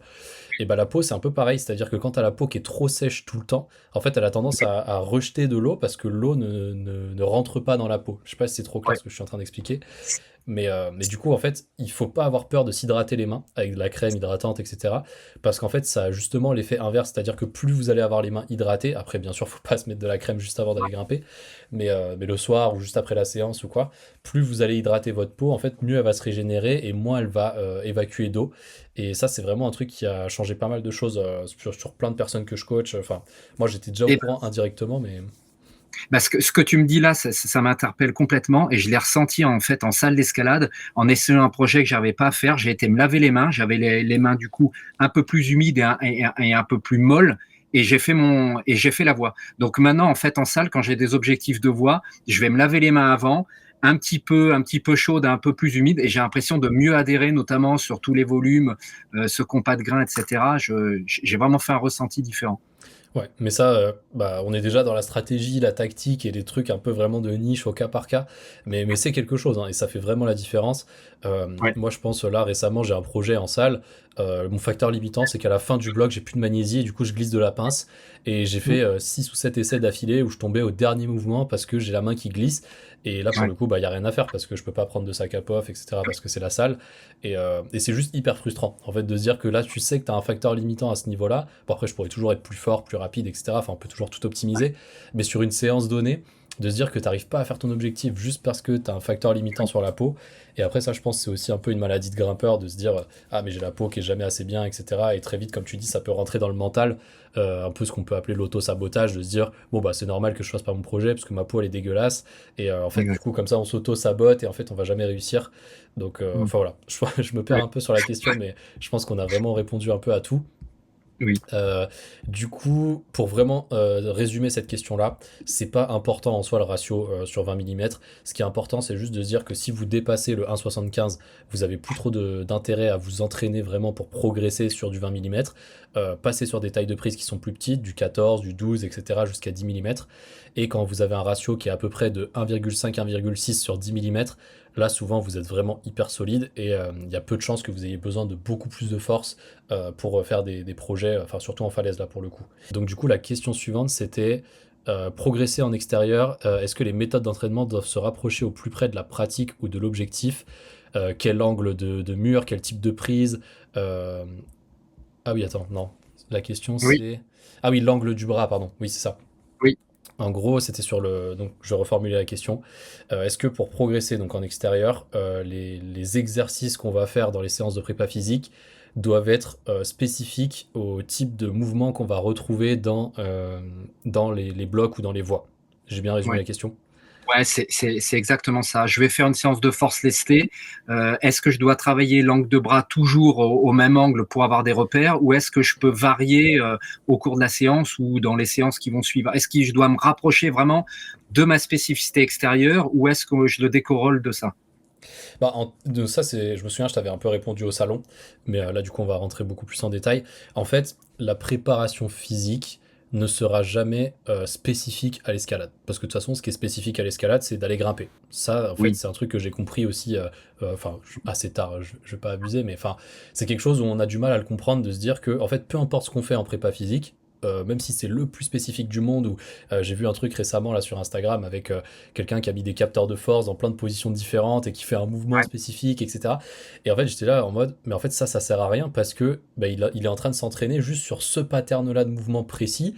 Et il suffit que la prise elle soit décalée de 5 cm et en fait, bah, il a plus du tout la même capacité de force. Et en fait, c'est normal parce que c'est une Mm. histoire de bras de levier, etc. Donc en fait, peu importe à quel point ton entraînement va être spécifique, ce sera jamais spécifique à l'escalade. Du coup, il faut se Mm. demander la question inverse de pourquoi je suis en train de faire cette préparation physique. Et du Mm. coup, là, donc si je parle que pour le cas de l'angle de bras, par exemple, sur des blocages, est-ce qu'on va bloquer tout en haut ou bloquer à 90 degrés ou bloquer à 120 degrés, etc. En fait, ça va juste dépendre de l'objectif de la séance. Est-ce que la séance, elle est là pour te faire gagner en force au niveau du biceps, par exemple, ou de la fermeture de bras, ou de toute la chaîne? En fait, ça va vraiment dépendre de ça. Et donc là, si je prends l'exemple des blocages à 90 degrés, donc à un bras, qui est un exercice super connu, en fait, Mm. c'est la position, donc 90 degrés, au niveau du coude, où le bras de levier du biceps est le mieux anatomiquement parlant pour développer le plus de force possible à ce niveau-là. Donc en Mm. fait, c'est juste de se dire, ok, si je fais mon blocage à 90 degrés, en fait, j'ai le meilleur bras de levier possible, donc je vais avoir le plus de force. Enfin, en théorie, hein, après c'est toujours pareil, il y a des exceptions. mais normalement, personne n'est plus fort en blocage à 120 degrés que à 90 degrés. Oui. Anatomiquement ou biomécaniquement, en théorie, c'est pas possible. Après, si c'est le cas, ça veut dire que la personne, elle s'est pas assez entraînée dans l'angle, par exemple, de 90 degrés, et qu'elle s'est tout le temps entraînée à 120, et qu'elle est habituée à 120, etc. Donc du coup, il faut voir aussi le fait que sur la plupart des mouvements, comme par exemple les tractions et ce genre de choses, plus on va être en amplitude complète, donc vraiment de partir de bras tendus jusqu'à bras fermés, etc., plus ça va se transférer dans l'escalade parce que l'escalade c'est de la mobilité. Donc en fait, plus tu es capable de fermer ton bras loin, plus tu vas être capable d'aller chercher une prise loin. C'est aussi simple que ça en termes d'analyse. Et donc, du coup, bah, si dans tes tractions, tu pars toujours de, je sais pas, bras vers 120 degrés et tu fermes pas les bras en entier, bah, tu vas être fort que dans cette amplitude-là. Et là, pour le coup, c'est négatif pour la performance. Donc, en Oui. fait, il faut juste se dire quel est l'objectif de ma séance de prépa physique. Par exemple, là, si c'est une séance de force sur des blocages, est-ce que je fais mes blocages pour être fort de manière générale sur les blocages? Donc là, c'est intéressant de le faire plutôt à 90 degrés. Ou est-ce que tu t'entraînes spécifiquement, par exemple, pour un projet où tu sais que tu as quasiment que des moves où tu as le bras qui est vers 120 degrés et donc du coup, bah, tu as besoin de travailler un peu ta résie à 120 degrés, si je peux dire. Oui, oui. Donc en fait, voilà, c'est juste une histoire d'objectif de séance. Et en général, je dis bien en général, à moins d'atteindre vraiment un très très bon niveau, bon, là, tu es clairement dans cette case-là, je dirais au moins au-dessus du 8 à voix ou au moins au-dessus du 7 C bloc, faire vraiment de la spécificité dans l'entraînement de manière prépa physique, on va dire, je pense que c'est pas forcément le plus adapté et c'est beaucoup mieux de faire un entraînement général, on va dire, en prépa physique, où juste on va faire voilà, des suspensions, des tractions dans toute l'amplitude, des blocages à différents angles, etc. Et où on va vraiment chercher une sorte de variété dans la prépa physique, mais en restant simple, euh, pour en fait être fort un peu dans toutes les amplitudes et dans tous les angles et ne Mm. pas avoir un énorme point fort où je sais pas, on est très fort à 120 degrés, mais on n'est pas fort du tout à 90. Et pareil pour les doigts, s'entraîner que en semi-arqué, c'est pas une bonne chose. S'entraîner que en trop attendu, c'est pas une bonne chose non plus. Pareil pour l'arqué. En fait, il faut vraiment avoir un équilibre entre toutes les techniques, j'ai envie de dire, de préhension et de blocage et de gainage et peu importe.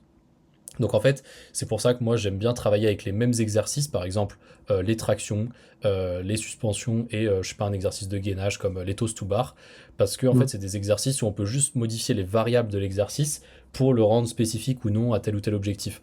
Par exemple, bon bah si dans mon projet je dois bloquer pendant 10 secondes sur le bras droit avant de fermer le bras, bon bah je peux travailler en blocage 90 et à la fin je fais une traction à bras. Ça peut être ça en termes de spécificité. Alors que si c'est juste, bon bah voilà, je dois gagner en puissance, bah je vais faire des tractions lestées à une certaine charge pour avoir la meilleure vitesse. Mm. Donc en fait, je pense que ça dépend vraiment bah, de l'objectif de la personne et de qu'est-ce qu'elle a envie de travailler dans sa séance. Mais la Mm. plupart du temps, j'aurais tendance à dire que plus vous variez les prises, plus vous variez les angles au sein d'une même séance. Par exemple, si vous faites 10 séries de suspension, bah, faire 3 séries en trop attendu, 6 séries en semi-arqué et une série en arqué, bah, c'est mieux que de faire 10 séries en semi-arqué. Après voilà, ça c'est de la théorie, ça s'adapte pas forcément au cas par cas. Mais pour résumer simplement cette question, c'est ça pour moi. C'est que la prépa physique ne sera jamais aussi spécifique que juste d'aller grimper. Et du coup, on a vraiment juste envie de se dire, OK, quel est mon objectif de ma séance de prépa physique? Et du coup, bah, en fonction de cet objectif-là, choisir un peu les modalités, quoi. Et je te rejoins complètement, Léo, parce que pour moi, c'est aussi une approche anti-blessure. Pendant des années, j'ai fait par exemple du Gulich en faisant toujours le même exercice et j'ai commencé à me blesser. Et le fait de varier, ça fait aussi qu'on sollicite pas exactement les mêmes tendons, les mêmes muscles. Et je pense dans une approche anti-blessure, c'est pas mal aussi. Ah oui, clairement.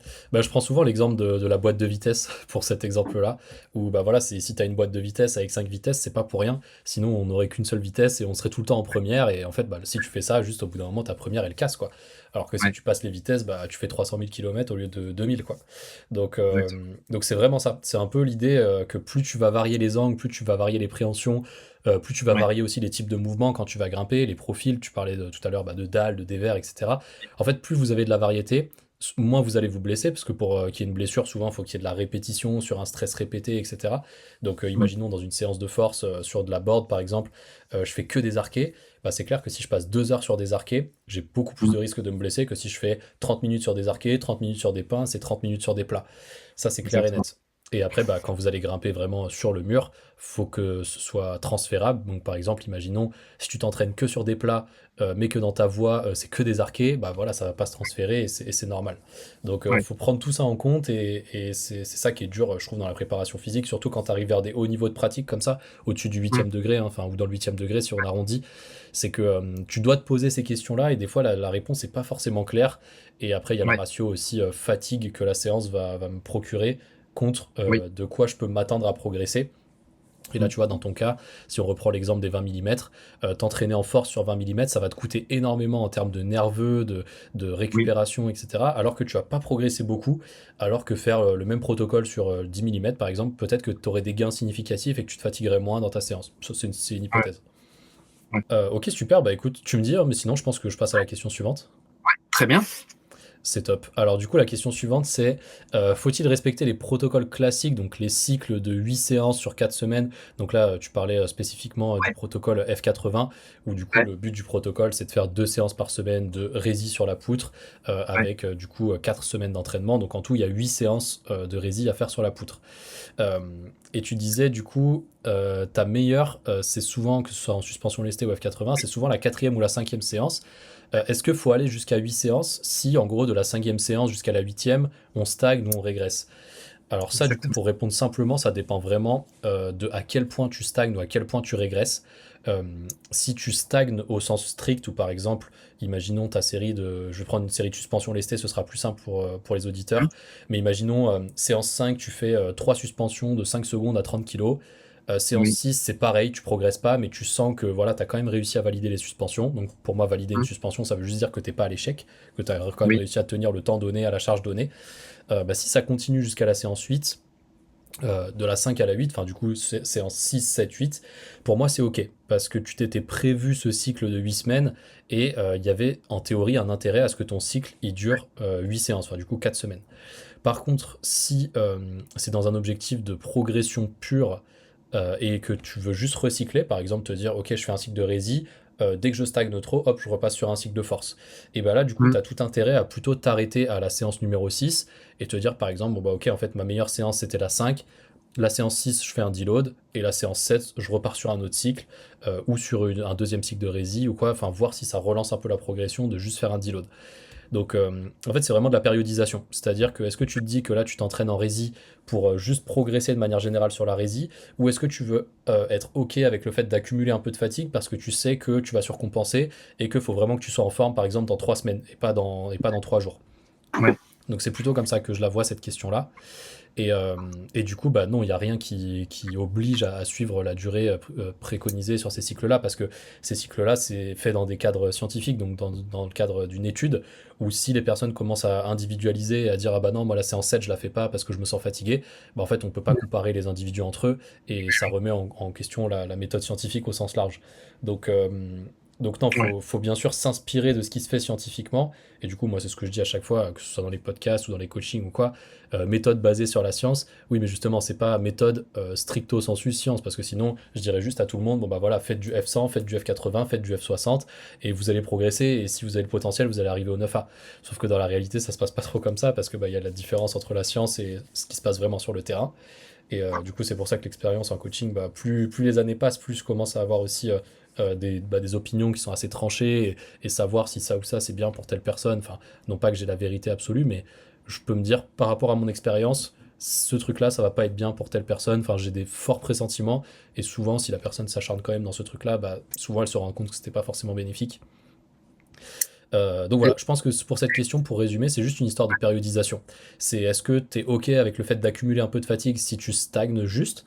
Par contre, si tu régresses vraiment, là c'est Ouais. différent. Et si ça régresse vraiment, par exemple, là les suspensions lestées, imaginons, t'étais à, bah voilà, je reprends mon exemple, 3 séries de 5 secondes à 30 kilos. Si la séance 6, t'es à 3 séries de 5 secondes à 25 kilos, là pour moi c'est qu'il y a un truc qui va pas. Soit t'es trop fatigué, soit t'as pas assez récupéré, soit t'as pas assez mangé, tu manques de sucre, soit tu as une petite blessure qui commence à s'installer, mais il y a un truc suspect, on va dire, parce que tu es Ouais. censé progresser de séance en séance. Oui, et pour compléter ce que tu dis, en fait, c'est vrai que quand tu fais un protocole F80, quand tu atteins la fin des 4 semaines, tu es quand même fier parce que, comme tu le disais dans un autre podcast, c'est quand même, il faut se l'encaisser le F80 Ouais. pendant 4 semaines. Et justement, quand tu vas pas au bout, je le vivais un peu comme un échec. Je me suis dit, ah, je suis pas capable, je suis en train de régresser. Et au final, je pense qu'en fait, sur 4 semaines, il se passe plein de choses entre ta fatigue que tu accumules, ce qui peut se passer dans ta vie de tous les jours. Et c'est si que je pense, comme tu le dis, c'est aussi affaire de personne.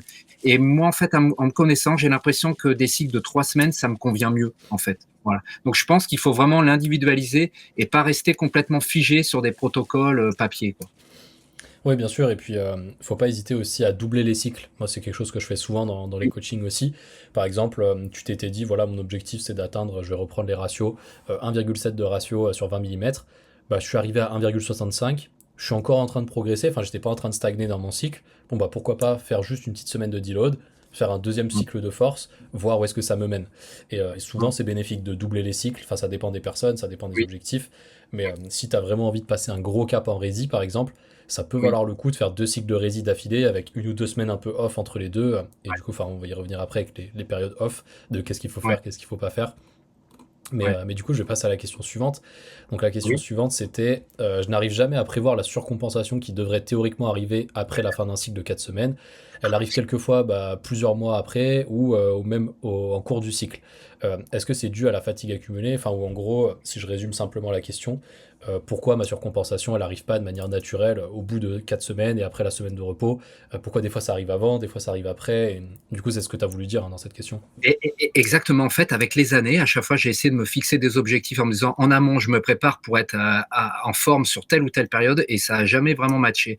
Et c'est vrai que cette surcompensation, pour moi, c'est quelque chose qui est quand même assez obscur. Et j'ai l'impression qu'avec les années, en fait, cette surcompensation aussi, elle vient du fait d'encaisser, comme tu disais, plusieurs cycles ou plusieurs années de travail. Et en fait, c'est très variable. Donc ça, c'est vraiment très obscur pour moi, cette surcompensation.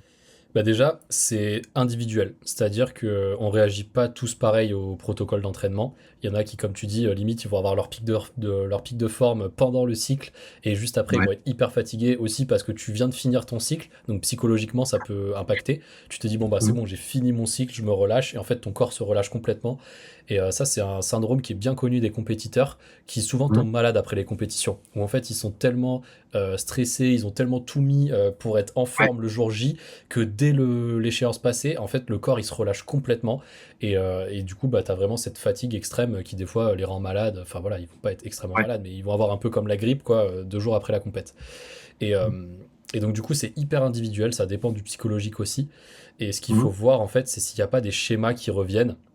Et je dis bien souvent, souvent pour la plupart des gens, le schéma global, c'est quand même d'avoir un énorme pic de forme après une période d'entraînement qui dure à peu près 12 semaines, où pendant ces 12 semaines, tu as fait un cycle de volume, un cycle de force, un cycle de rési.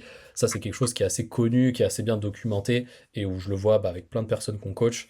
Mmh. Souvent, ça marche pour la plupart des gens. Après, ça marche pas Mmh. avec tout le monde, et du coup, c'est là où bah, l'individualisation, elle revient, et où c'est très compliqué d'avoir des recommandations. C'est aussi lié au fait que les différentes structures, donc ton système nerveux, tes tendons, tes ligaments, tes muscles, etc., récupèrent pas à la même vitesse. Les muscles récupèrent beaucoup plus vite que les tendons et les ligaments, qui récupèrent aussi moins vite que le système nerveux récupère plus vite que les tendons et les ligaments. Donc Mmh. les muscles récupèrent super rapidement. Le système nerveux, il récupère assez vite, mais c'est relatif. Et les tendons, les ligaments, etc., ça met vraiment beaucoup de temps à récupérer. Et donc, du coup, D'accord. tu peux être dans une période où, en fait, musculairement, t'es hyper frais, sauf que nerveusement, t'es au plus bas, et tendineusement, t'es au milieu. Et du coup, c'est ça Ouais. qui est très compliqué, c'est d'avoir un peu tous ces pics de forme en même temps, au même moment. Et souvent, bah, pour ça, ça se joue surtout sur les séances de rappel et les cycles de performance.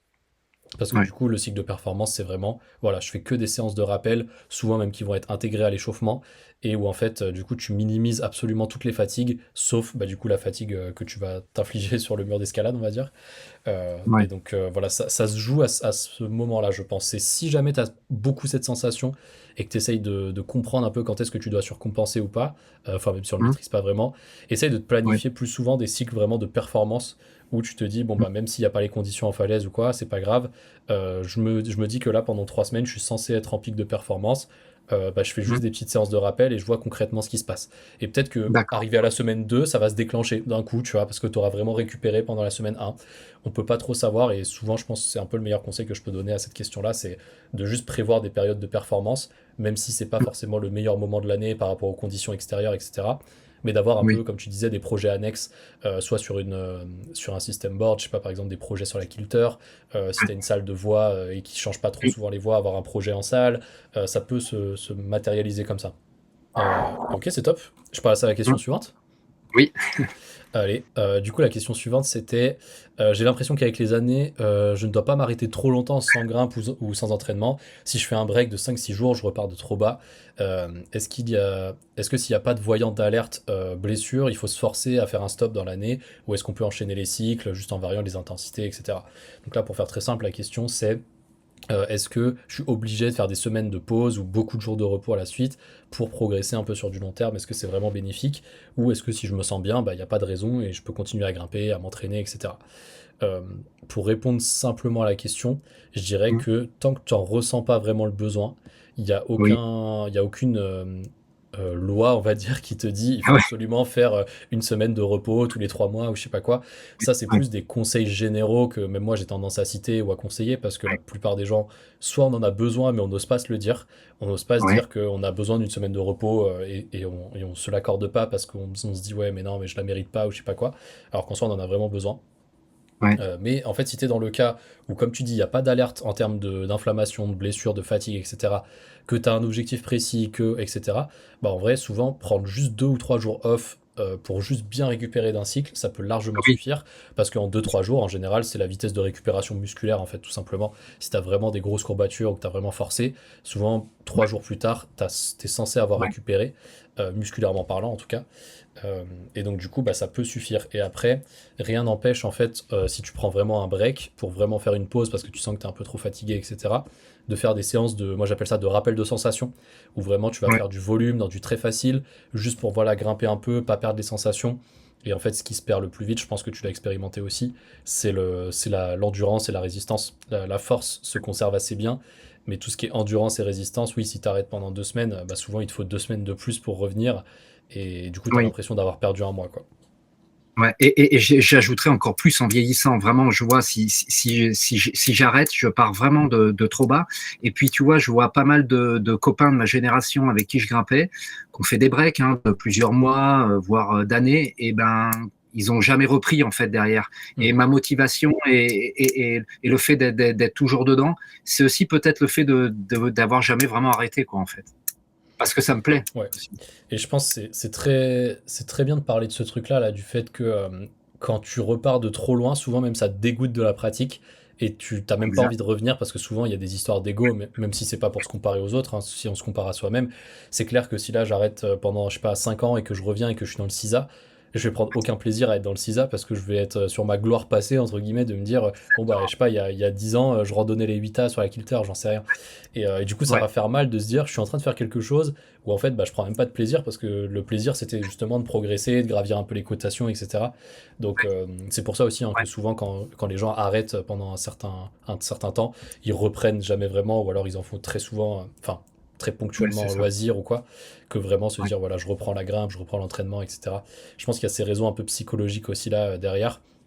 oui, Mais, euh, mais comme tu dis, enfin moi je vois aucune obligation au fait de se reposer X jours mhm, par année ou quoi. Mais voilà, après c'est vrai que en termes de conseil général, c'est vrai que j'ai tendance à recommander bah, quand même une petite semaine de repos par-ci par-là. ouais, Ça fait du bien. Et après rien n'empêche que pendant cette semaine de repos, tu fais autre chose, soit un autre sport, soit comme tu dis, bah, tu vas skier ou peu importe. Enfin juste en gros tu stresses pas tes doigts et tes bras pour faire simple et tes épaules. ouais, Et souvent ça suffit pour bien récupérer. Donc très ouais. individuel, mais non, franchement, si tu t'arrêtes jamais en soi, c'est peut-être aussi un bon signe parce que ça veut dire que tu cycles bien tes entraînements, que t'en fais pas Mhm. trop, que t'as pas trop tiré sur la corde, etc. Donc Ouais, non, c'est pas forcément une erreur de pas faire de pause et surtout si tu sens que c'est la cata quand tu reprends, bah, il faut ouais, juste faire des pauses plus petites, tu vois, comme par exemple faire 2 3 jours, je refais une petite séance, 2 3 jours, je refais une petite séance, bon bah voilà, j'ai fait une pause de 6 jours, mais sur 8 jours, donc c'est ok en fait de procéder comme ça, je pense. exactement. Et puis l'avantage d'un sport, je pense qu'il est vraiment multidisciplinaire, c'est-à-dire qu'en fait, tout en restant dans l'escalade, eh ben, je peux aller faire de la grande voie. Après, je peux me faire un peu plus du bloc, un peu plus de la falaise, un peu plus de ligne d'ordre. On peut quand même, sans se reposer, rester dedans, mais varier. C'est ce qui fait aussi qu'on sollicite pas les mêmes filières. C'est ça aussi qui me plaît, moi, je pense.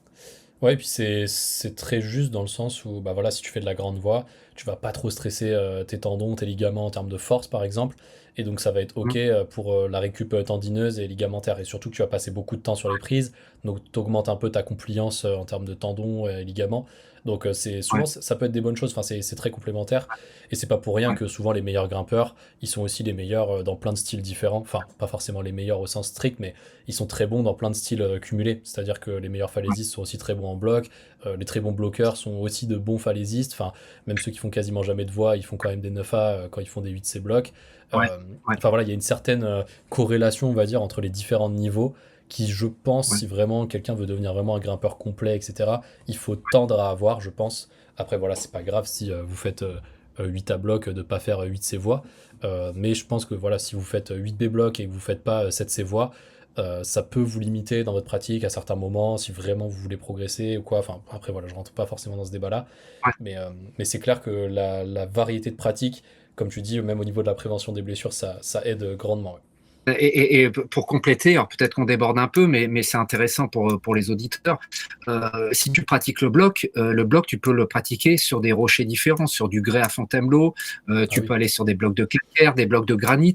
Et en fait, du coup, ça t'enrichit aussi ta gestuelle tout en restant dans le domaine du bloc si c'est ce qui te plaît, mais tu peux quand même varier beaucoup les choses. Et moi, c'est vraiment un axe de motivation et de progression, je pense. C'est vraiment la variété, la polyvalence. On voit Adam Ondra, il est bon dans toutes les disciplines parce que c'est un touche-à-tout depuis qu'il est gamin, en fait. Mm. Ouais, parce qu'il aime ça, en fait, tout simplement. Tu le vois qu'il est vraiment passionné, animé, comme tu dis, qu'il a la flamme un peu, même en étant papa, en étant multi-compétiteur et tout. Ouais, Enfin, il a toujours le sourire et. ouais, Enfin, non, ouais. non, je vois clairement ce que tu veux dire, ouais. Et tu vois, il y a quelques temps, je m'étais mis dans la fissure, ça m'a plu, j'ai poussé un peu le bouchon de faire du trad, et c'est à note, etc. C'est hyper intéressant. Et puis là, depuis quelques années, j'ai des genouillères, et là, je revis en termes de gestuelle. C'est hyper ludique pour moi. J'essaye de mettre des genoux partout, et c'est ça qui me plaît en fait dans notre sport. C'est hyper varié. Programme depuis longtemps et régulièrement, est-il nécessaire de passer par un cycle de PPG ou de volume avant d'attaquer un cycle de force ou de rési? Bah, du coup, ça va être très simple, ma réponse à cette question, c'est que en fait, pour être sûr que le cycle de force va être productif, il faut avoir une Mmh, certaine capacité à encaisser la fatigue avant de faire ce cycle.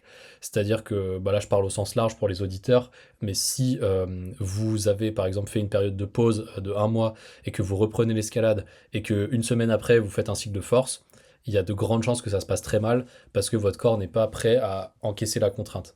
Par contre, mmh, rien n'empêche que tu fasses par exemple, toi dans ton cas, un cycle de mmh, rési, une petite semaine de deload, hop, un cycle de force. Tu vois, t'as pas refait un cycle de volume, etc. ou un cycle, comme tu dis, de PPG. D'ailleurs, moi je parle mmh. jamais de PPG parce que, bah, comme on disait, je différencie pas trop tout ce qui est, on va dire, Ouais, préparation physique générale ou spécifique. En fait, pour moi, il y a la préparation physique et il y a la grimpe. Et mmh, en fait, bah, faut juste cycler les deux en fonction et enfin trouver un bon équilibre. Mais vraiment, ce terme de PPG où tu vois, enfin, je peux le voir encore chez certains coachs où je sais pas, ils vont faire des circuits abdos ou des trucs comme ça, enfin, des trucs ouais, qui au final se transfèrent pas très bien dans l'escalade, juste sous le prétexte que bah, c'est de la PPG, il faut se remettre un peu en forme, oui, etc. Bah ça, je suis pas fan parce que bah, en fait, ça fait juste dépenser beaucoup de fatigue pour quasiment aucun résultat derrière. Après, voilà, ça c'est mon opinion. Je tire ouais, pas sur les coachs qui font des circuits abdos ou des circuits corde à sauter, parce que ça peut être vraiment bien dans certaines situations. Mais voilà, tu vois, pour tout le monde, de manière générique et tout, c'est vraiment pas une bonne chose, je pense. Et en fait, j'ai tendance à conseiller ce fameux cycle de volume avant un cycle de force, aussi par rapport aux gens qu'on a tendance à coacher. Tu vois, nous, si vraiment je resserre un peu la cible, nous, dans nos coachings, on s'adresse souvent à des grimpeurs qui sont environ dans le niveau 7 à bloc, tu vois, entre 6B bloc et 7B bloc. Donc, si on prend une moyenne, ce serait à peu près 7 à bloc et cette bévoie à peu près, grand max. Et donc du coup, en fait, dans ces niveaux-là, le cycle de volume, il est tellement important que j'ai tendance à dire, bah non, faites toujours un cycle de volume avant de faire un cycle de force, parce qu'il y a ce côté adapté au public auquel, entre guillemets, je parle, enfin, où je suis censé parler. Donc non, non, franchement, aucune contre-indication si t'es pas dans un état de désentraînement. Et après, ce que tu peux faire, c'est juste faire des semaines de transition. Ça, c'est quelque chose que je fais assez peu, mais qui est très productif aussi. C'est par exemple de faire 3 semaines de volume. La semaine 4 tu fais moitié force, moitié volume. Et la semaine 5 tu fais que de la force. Ça, c'est possible. ouais, T'es pas vraiment en deload, mais tu fais une sorte de semaine de transition. Ça peut très bien ouais. marcher aussi. Et qu'est-ce que tu penses, Léo, de la partie renfort avec des appareils de musculation, avec des haltères? En fait, moi, j'en ai fait il y a quelques années avec des échelles à bras et sincèrement, à part me fatiguer, ou oui, physiquement, ça fait plaisir d'avoir des beaux biceps, mais ça m'a pas apporté grand-chose. Moi, ce que j'ai gardé maintenant, c'est plus tout ce qui est exercice de gainage, d'anneau, mais j'ai supprimé tout ce qui est exercice sur appareil de musculation. Qu'est-ce que tu en penses? Alors ça dépend si tu fais la différence entre les machines de musculation et les poids libres, parce que comme tu as parlé Ouais, d'haltères, enfin ça dépend, hein, parce que tu vois, moi j'ai tendance à conseiller des exercices comme les développés militaires, où juste tu as l'haltère au niveau de l'épaule et tu l'amènes au-dessus de la tête, des rotations externes, enfin tout ça c'est des exercices qu'on va faire avec haltère. Par d'accord. contre, oui c'est vrai que par exemple faire juste des curl biceps avec haltère, bah, ça n'a pas Ouais, forcément un grand intérêt si par exemple tu fais pas des tractions en prise supination par exemple. Enfin, je ouais, vois ce que tu veux ouais, dire. Après, en général, les machines, en vrai, ça dépend. Moi, j'ai tendance à être contre parce qu'en fait, juste les gens n'ont pas accès aux machines. C'est bête, mais tu vois aussi, bah, par rapport au coaching, je m'adapte à la contrainte, dans le sens où bah, dans les salles d'escalade, il n'y a pas de machine. Les gens chez eux, oui, ils n'ont pas de machine. Donc, j'ai tendance à oui, être, on va dire, anti-machine parce que bah, je vais pas le programmer et faire des vidéos sur des machines si au final les gens peuvent pas utiliser les machines. Par contre, dans les salles où il y en a, par exemple des machines pour faire des curls sur les ischios, je sais pas si tu vois, c'est ouais, les machines où tu es ouais, assis et tu peux fléchir les jambes. Bah, tout ça, en fait, c'est hyper bénéfique parce que tu vas pas être limité par ta technique pour surcharger une partie de ton corps. Par exemple, tu vois, bien si on sûr. parle de soulevé de terre, par exemple, tu sais, avec une barre et des poids, Ouais, ouais, bah, si t'as pas une bonne technique en soulevé de terre, tu vas pas pouvoir vraiment travailler ta force, ta chaîne postérieure, etc. Parce que tu dois apprendre à coordonner ton mouvement sur le soulevé de terre avant de pouvoir vraiment charger lourd par rapport à tes hein, contraintes à toi. Lourd, c'est subjectif pour quelqu'un. Lourd, ça peut être 80 kilos, d'autres, ça peut être 160. Mais vraiment hein, forcer sur le mouvement et pas être limité par ta technique. Alors que les machines, hein, tu vas ne jamais être limité par ta technique en fait parce que la machine te guide. Donc du coup en fait la seule chose qui te limite c'est bah, ton potentiel physique purement. Et donc du coup ce serait un peu la même chose que de dire est-ce que tu préfères par exemple faire des suspensions pieds au sol ou les pieds décollés du sol. Bah en fait ça dépend ouais, vraiment parce que si la personne elle maîtrise les suspensions décollées du sol, bah, c'est bénéfique parce qu'elle a le gainage etc. Mais si hein, elle est pas du tout gainée, qu'elle est nouvelle, débutante ou quoi, et que bah, tu veux juste le faire travailler les doigts, bah, lui dire de le faire je pied au comprends. sol, c'est beaucoup mieux parce que tu élimines cette composante de gainage qui est un facteur limitant du développement de sa force de doigt. Ouais, Donc en je fait, comprends. pour moi, les machines, c'est pas forcément non au sens strict, c'est plus non parce que dans la pratique, les gens n'y ont pas accès. Mais tu Hein, vois, par exemple, à la maison, si tu as une machine pour faire des curl ischio ou quoi, moi je pense que c'est une super machine pour les grimpeurs, très très sous-cotée. Une d'accord. machine qui peut être aussi utilisée, c'est tu sais, où t'as une poulie haute, donc pour faire des tractions, mais en étant assis. Ça peut Ouais, très bien marcher aussi si tu mets un petit ouais, bloc lift sur la poulie et que tu fais des tractions à bras avec le oui, bloc lift. Enfin voilà, c'est pas. Pour moi, ma vision sur les machines, c'est pas négatif dans le sens où je sais c'est quoi les points forts des machines, je sais c'est quoi les points ouais, forts des poids libres. Pour la plupart des grimpeurs, les machines sont pas accessibles parce que en général, même dans les salles, etc., il n'y a pas de grosse partie machine. Mais, euh, mais c'est pas forcément négatif. Après, bien sûr, si on prend en volume total sur la semaine que tu vas passer, c'est 1% de ton temps de la semaine, quoi. C'est 3 séries sur une séance et ça s'arrête là, quoi. Faut pas non plus faire une fixette là-dessus. ouais. Donc ouais, je sais pas si ça répond à ta question, mais moi je le vois un peu comme Si, ça. si. Ouais, si, si. Et j'ai l'impression aussi que les exercices sur les machines, il faut que j'y mette un peu de l'intention, un peu de la vitesse. Si je travaille au ralenti sur le gonflement en fait du muscle, j'ai l'impression qu'au contraire, même en escalade, je vais avoir une grimpe statique. Donc j'essaie de mettre des moins importantes, mais plus travailler sur la vitesse. Je sais pas ce que tu en penses, si c'est intéressant ou pas. Ouais. Alors, en fait, c'est un peu bugué quand tu parlais, mais je vais résumer. En fait, là, du coup, tu parles du principe d'intention, c'est-à-dire de vraiment se Oui, dire, ok, par exemple, si je fais un curl sur les ischios, là, comme je disais, où je suis assis et que je veux ramener mes ouais, talons proches ouais, de mes fesses, je vais vraiment dire à mon cerveau, ok, là, tu fermes le genou le plus vite possible. C'est vraiment ce qu'il faut dire à son corps sur quasiment tous les exercices. Après, ça dépend des exercices, etc. Mais pour la ouais, plupart, en fait, pour que la préparation physique, elle soit productive et qu'il y ait un transfert des qualités, faut vraiment te dire, par ouais, exemple, quand tu fais de la force, je veux forcer le plus vite possible. ouais, Quand tu fais de, je sais pas, de la résie, je veux respirer le plus possible pour oxygéner le plus possible. Enfin voilà, vraiment cette histoire d'intention, elle est capitale et pour tous les exercices de musculation, que ce soit de la PPG ou pas, s'il n'y a pas une ouais, intention dans l'exercice, pour moi c'est juste du volume qui sert à rien. Parce que comme tu dis, faire 20 répétitions en curl biceps où tu vas ralentir la montée, ralentir la descente, etc., bah à part faire du volume sur le curl biceps, ça sert à rien. Et du ouais, coup, bah, c'est bénéfique peut-être seulement si tu veux faire de l'hypertrophie ou quoi. Et encore, même pour l'hypertrophie, c'est prouvé que avoir plus de force et plus de vitesse, donc au global plus de puissance, ça a aussi un impact positif sur l'hypertrophie. Donc ouais, non, ça ouais. c'est vraiment histoire d'intention sur quasiment tous les exercices. Faut avoir une intention de vitesse maximale, ça c'est quelque chose que je redis encore et encore, même dans tous Mm, les coachings, etc. mm. Ok. Et du coup, question suivante. Donc du coup, tu m'as demandé pour développer la force avec des exercices de suspension, est-il plus bénéfique bah, du coup de jouer sur le poids ou le lest ou la durée? Donc exemple, est-ce que c'est mieux de faire 40 secondes, enfin 40 kilos pendant 2-3 secondes ou 35 kilos pendant 7 secondes? Si, Ouais, si ça résume la question. c'est exactement ça. Mais du coup, ça, c'est vraiment ce qu'on appelle la surcharge progressive. C'est-à-dire que tu te dis juste en fait une fourchette de répétition. Par exemple, ma suspension, elle doit durer entre 3 et 10 secondes. Après, comment définir cette fourchette? Souvent, tu prends les recommandations en termes de filière énergétique. Tu vas te dire, OK, Oui. bah, en fait, si je veux travailler en anaérobie lactique pure, bah, plus je suis proche de Mm. 3 secondes, mieux c'est.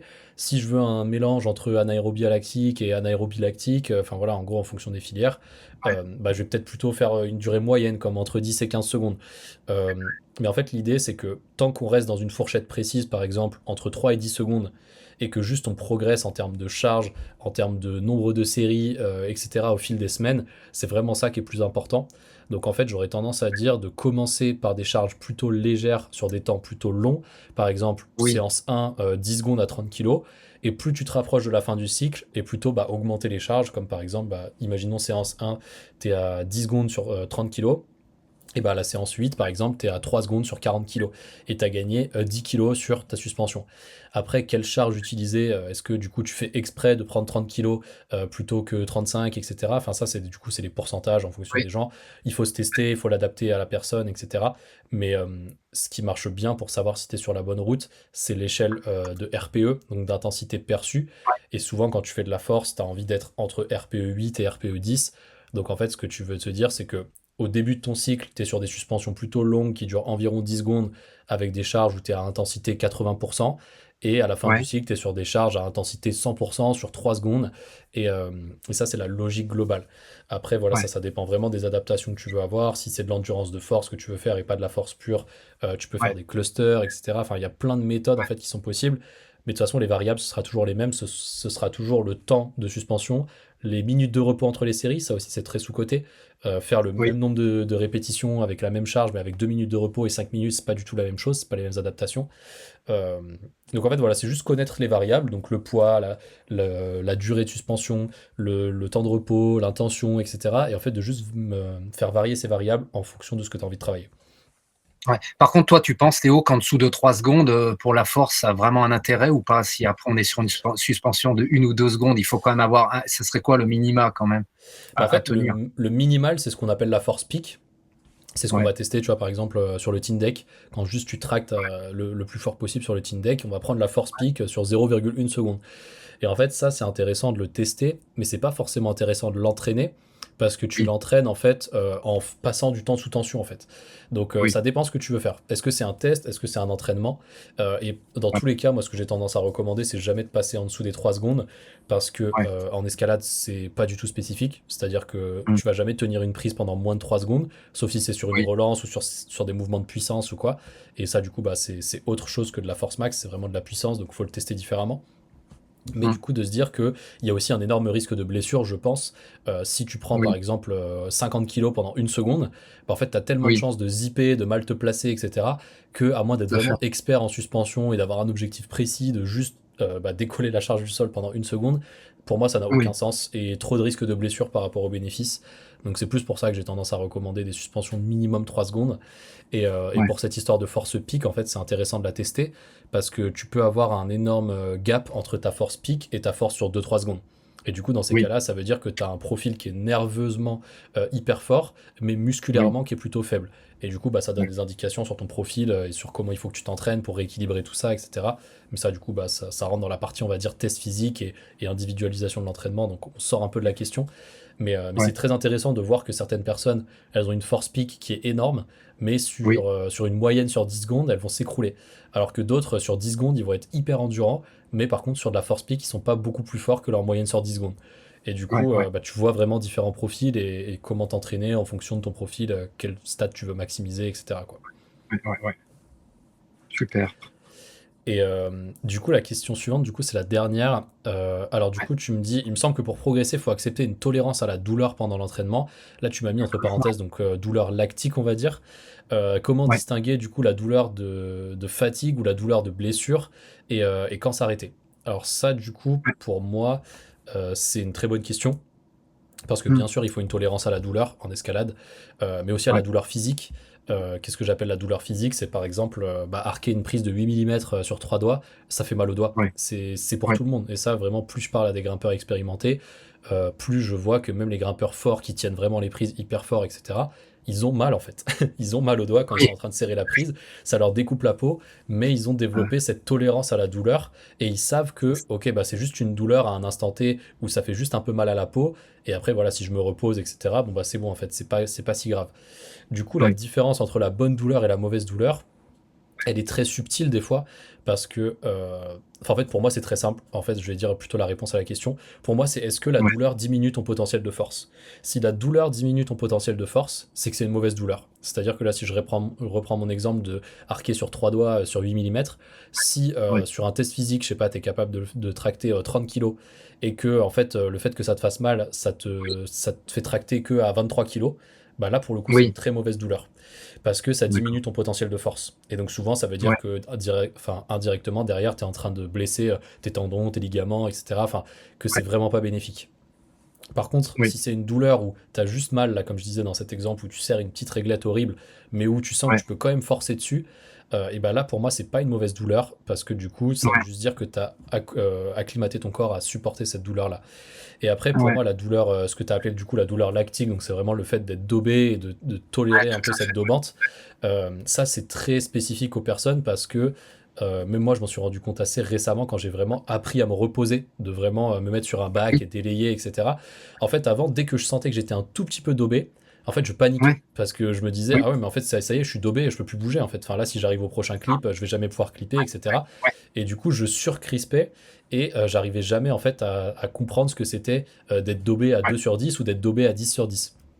Parce que dès que j'étais un tout petit peu daubé, j'allais pas dans l'effort parce que bah, j'avais peur en fait de tomber ou quoi. Enfin voilà, là je parle pour de la diff spécifiquement.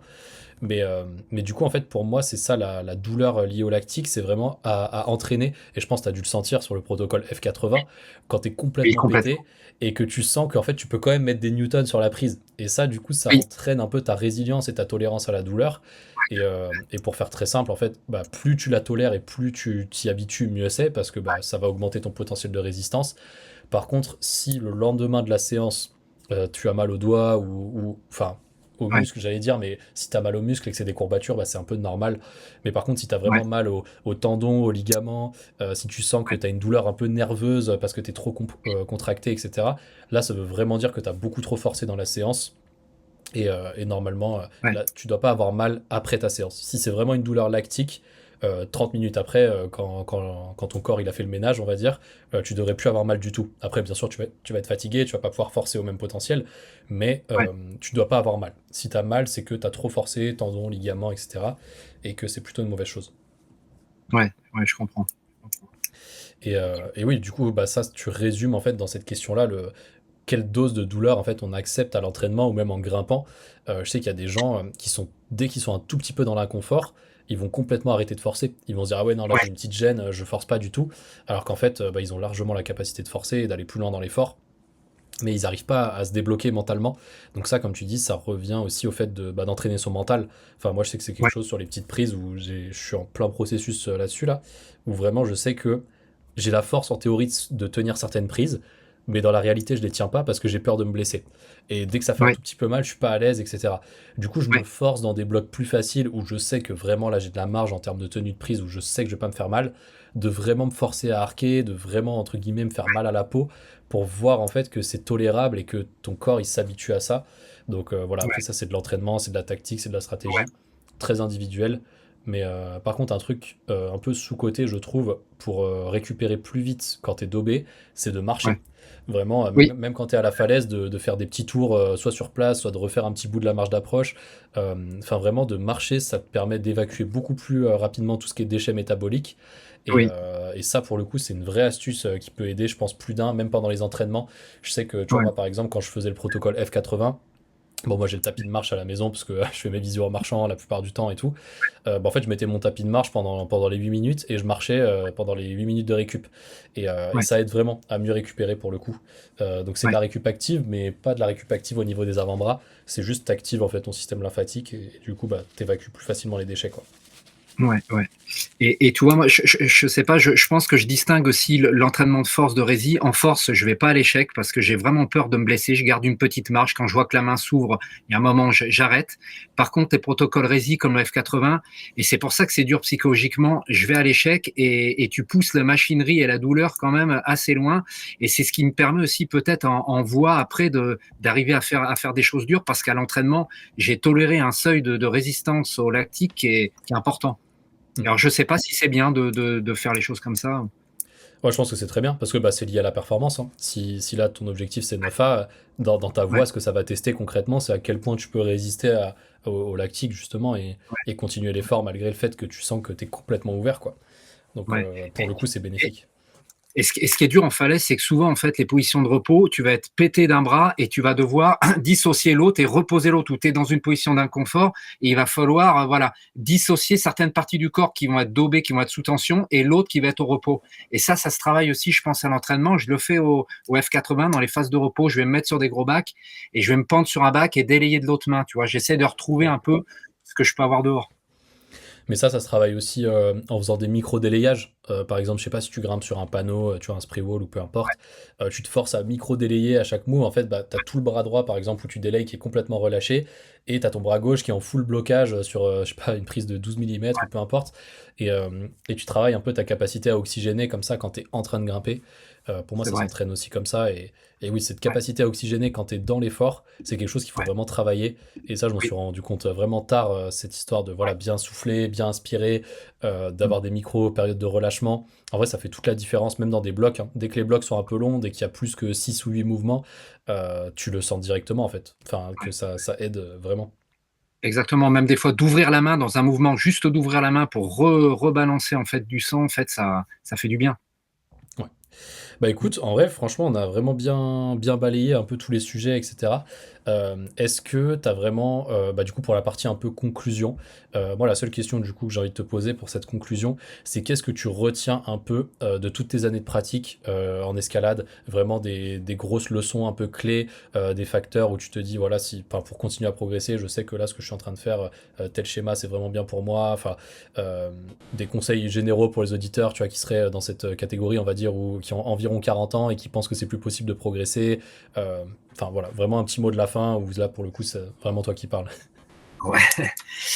Ben, un petit mot de la fin, je pense pour moi, pour garder la motivation et de pouvoir perfer en fait dans la durée, comme on l'a dit au début du podcast, je reviens là-dessus, c'est d'avoir quand même de la réussite. C'est-à-dire qu'avec les années, faut aller sur des objectifs quand même atteignables. On peut avoir des rêves, mais il faut avoir quand même des objectifs qu'on peut atteindre.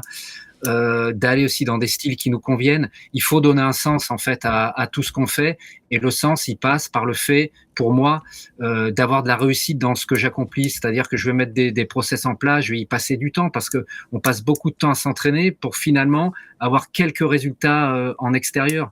Mais ça fait tellement du bien que c'est pour ça aussi qu'on se maintient là-dedans. Donc avoir de la réussite. Après, je pense aussi la variété. Comme tout, il faut varier les objectifs, varier les pratiques. Et ben, faire du bloc, faire de la grande voie, un objectif en salle, un objectif aussi dans l'entraînement. Moi aussi, on n'en a pas parlé, j'équipe beaucoup des voies et ça fait partager en fait une autre vision d'activité qui est intéressante. Donc, varier les pratiques, les objectifs.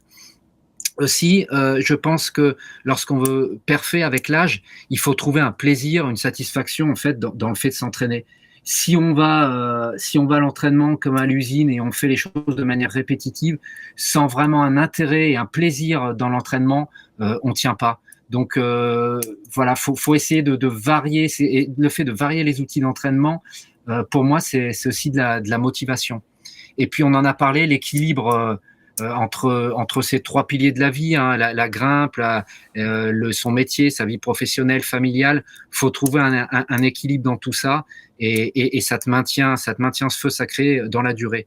Et puis, dernier point, et c'est ce qui me plaît aussi dans l'escalade, c'est qu'en fait, il faut s'intéresser. Pour moi, hein, je m'intéresse pas qu'à l'aspect, parce qu'on a parlé beaucoup d'entraînement, de performance, mais il faut s'intéresser, je pense, à l'escalade dans son ensemble, avec tout l'environnement qui va autour. Je vais faire un trip en falaise, et ben je vais acheter le topo local et m'intéresser un petit peu à l'histoire, s'intéresser aux personnes. On a un objectif de bloc à Fontainebleau, ouais, c'est sympa de faire son vita bloc, mais c'est quand même intéressant de savoir les anciens qui l'ont fait, l'histoire un peu du site, du bloc. Je m'intéresse à l'actualité, à toutes les pratiques, aux personnages, et ça fait qu'en fait, l'escalade, ça se résume pas à des cotations et une voie, c'est un ensemble, c'est un ensemble de domaines qui font que ça te motive de continuer là-dedans. C'est riche, voilà. Ça serait le Ouais, mot de la fin.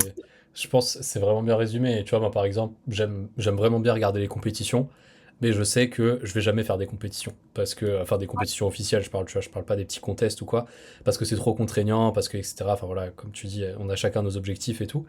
Mais par contre, j'adore regarder les compétitions, je sais pas, en débattre, ce genre de choses. Et comme tu dis, ouais, ça permet aussi d'être un peu dans l'écosystème escalade et de voir que bah, il y a vraiment plein de choses à faire. Et puis, moi, ça marche par cycle aussi, hein. Il y a des cycles où je vais être vraiment en mode entraînement à fond parce que j'ai un objectif précis. D'autres cycles où je vais être plus en mode, bon, bah, ok, là, j'en ai un peu marre de m'entraîner, je vais me focaliser un peu plus sur ascension. Et du coup, d'avoir vraiment ce truc-là, comme tu dis, d'avoir un équilibre et de pas. Enfin, moi, je pense vraiment la clé, c'est vraiment de pas s'arrêter. Comme tu disais, si tu t'arrêtes pendant plusieurs mois ou quoi, si c'est pas à cause d'une blessure, hein, si c'est vraiment un arrêt enfin, pas forcément voulu, mais qui est pas volontaire, ou enfin, voilà, t'arrêtes de grimper pas parce que t'es blessé, mais parce que tu dois arrêter. Souvent, la reprise, elle est terrible et t'as même plus envie de reprendre parce que bah, t'es dans cette case un peu de te dire ah ouais mais pour retrouver le niveau que j'avais je vais devoir mettre tellement d'efforts et en fait tu prends aucune satisfaction à retrouver en fait ce niveau-là dans le processus si tu n'aimes pas le processus. Et du coup, pour moi, ce sera mon mot de la fin aussi. Faut aimer l'entraînement en fait, au sens large. Il faut aimer ce Exact. processus de essayer quelque chose et essayer de s'améliorer. Et là, je parle même pas de prépa physique ou quoi, hein, je parle vraiment d'entraînement pour l'escalade.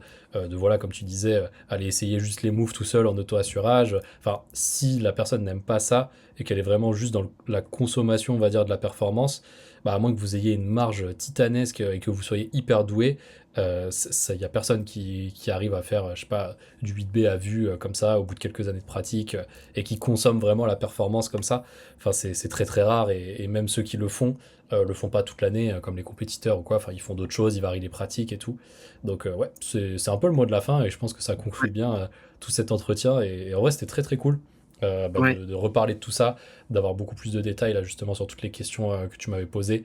J'espère que ça Ouais. t'a aidé personnellement à y voir un peu plus clair sur certaines choses.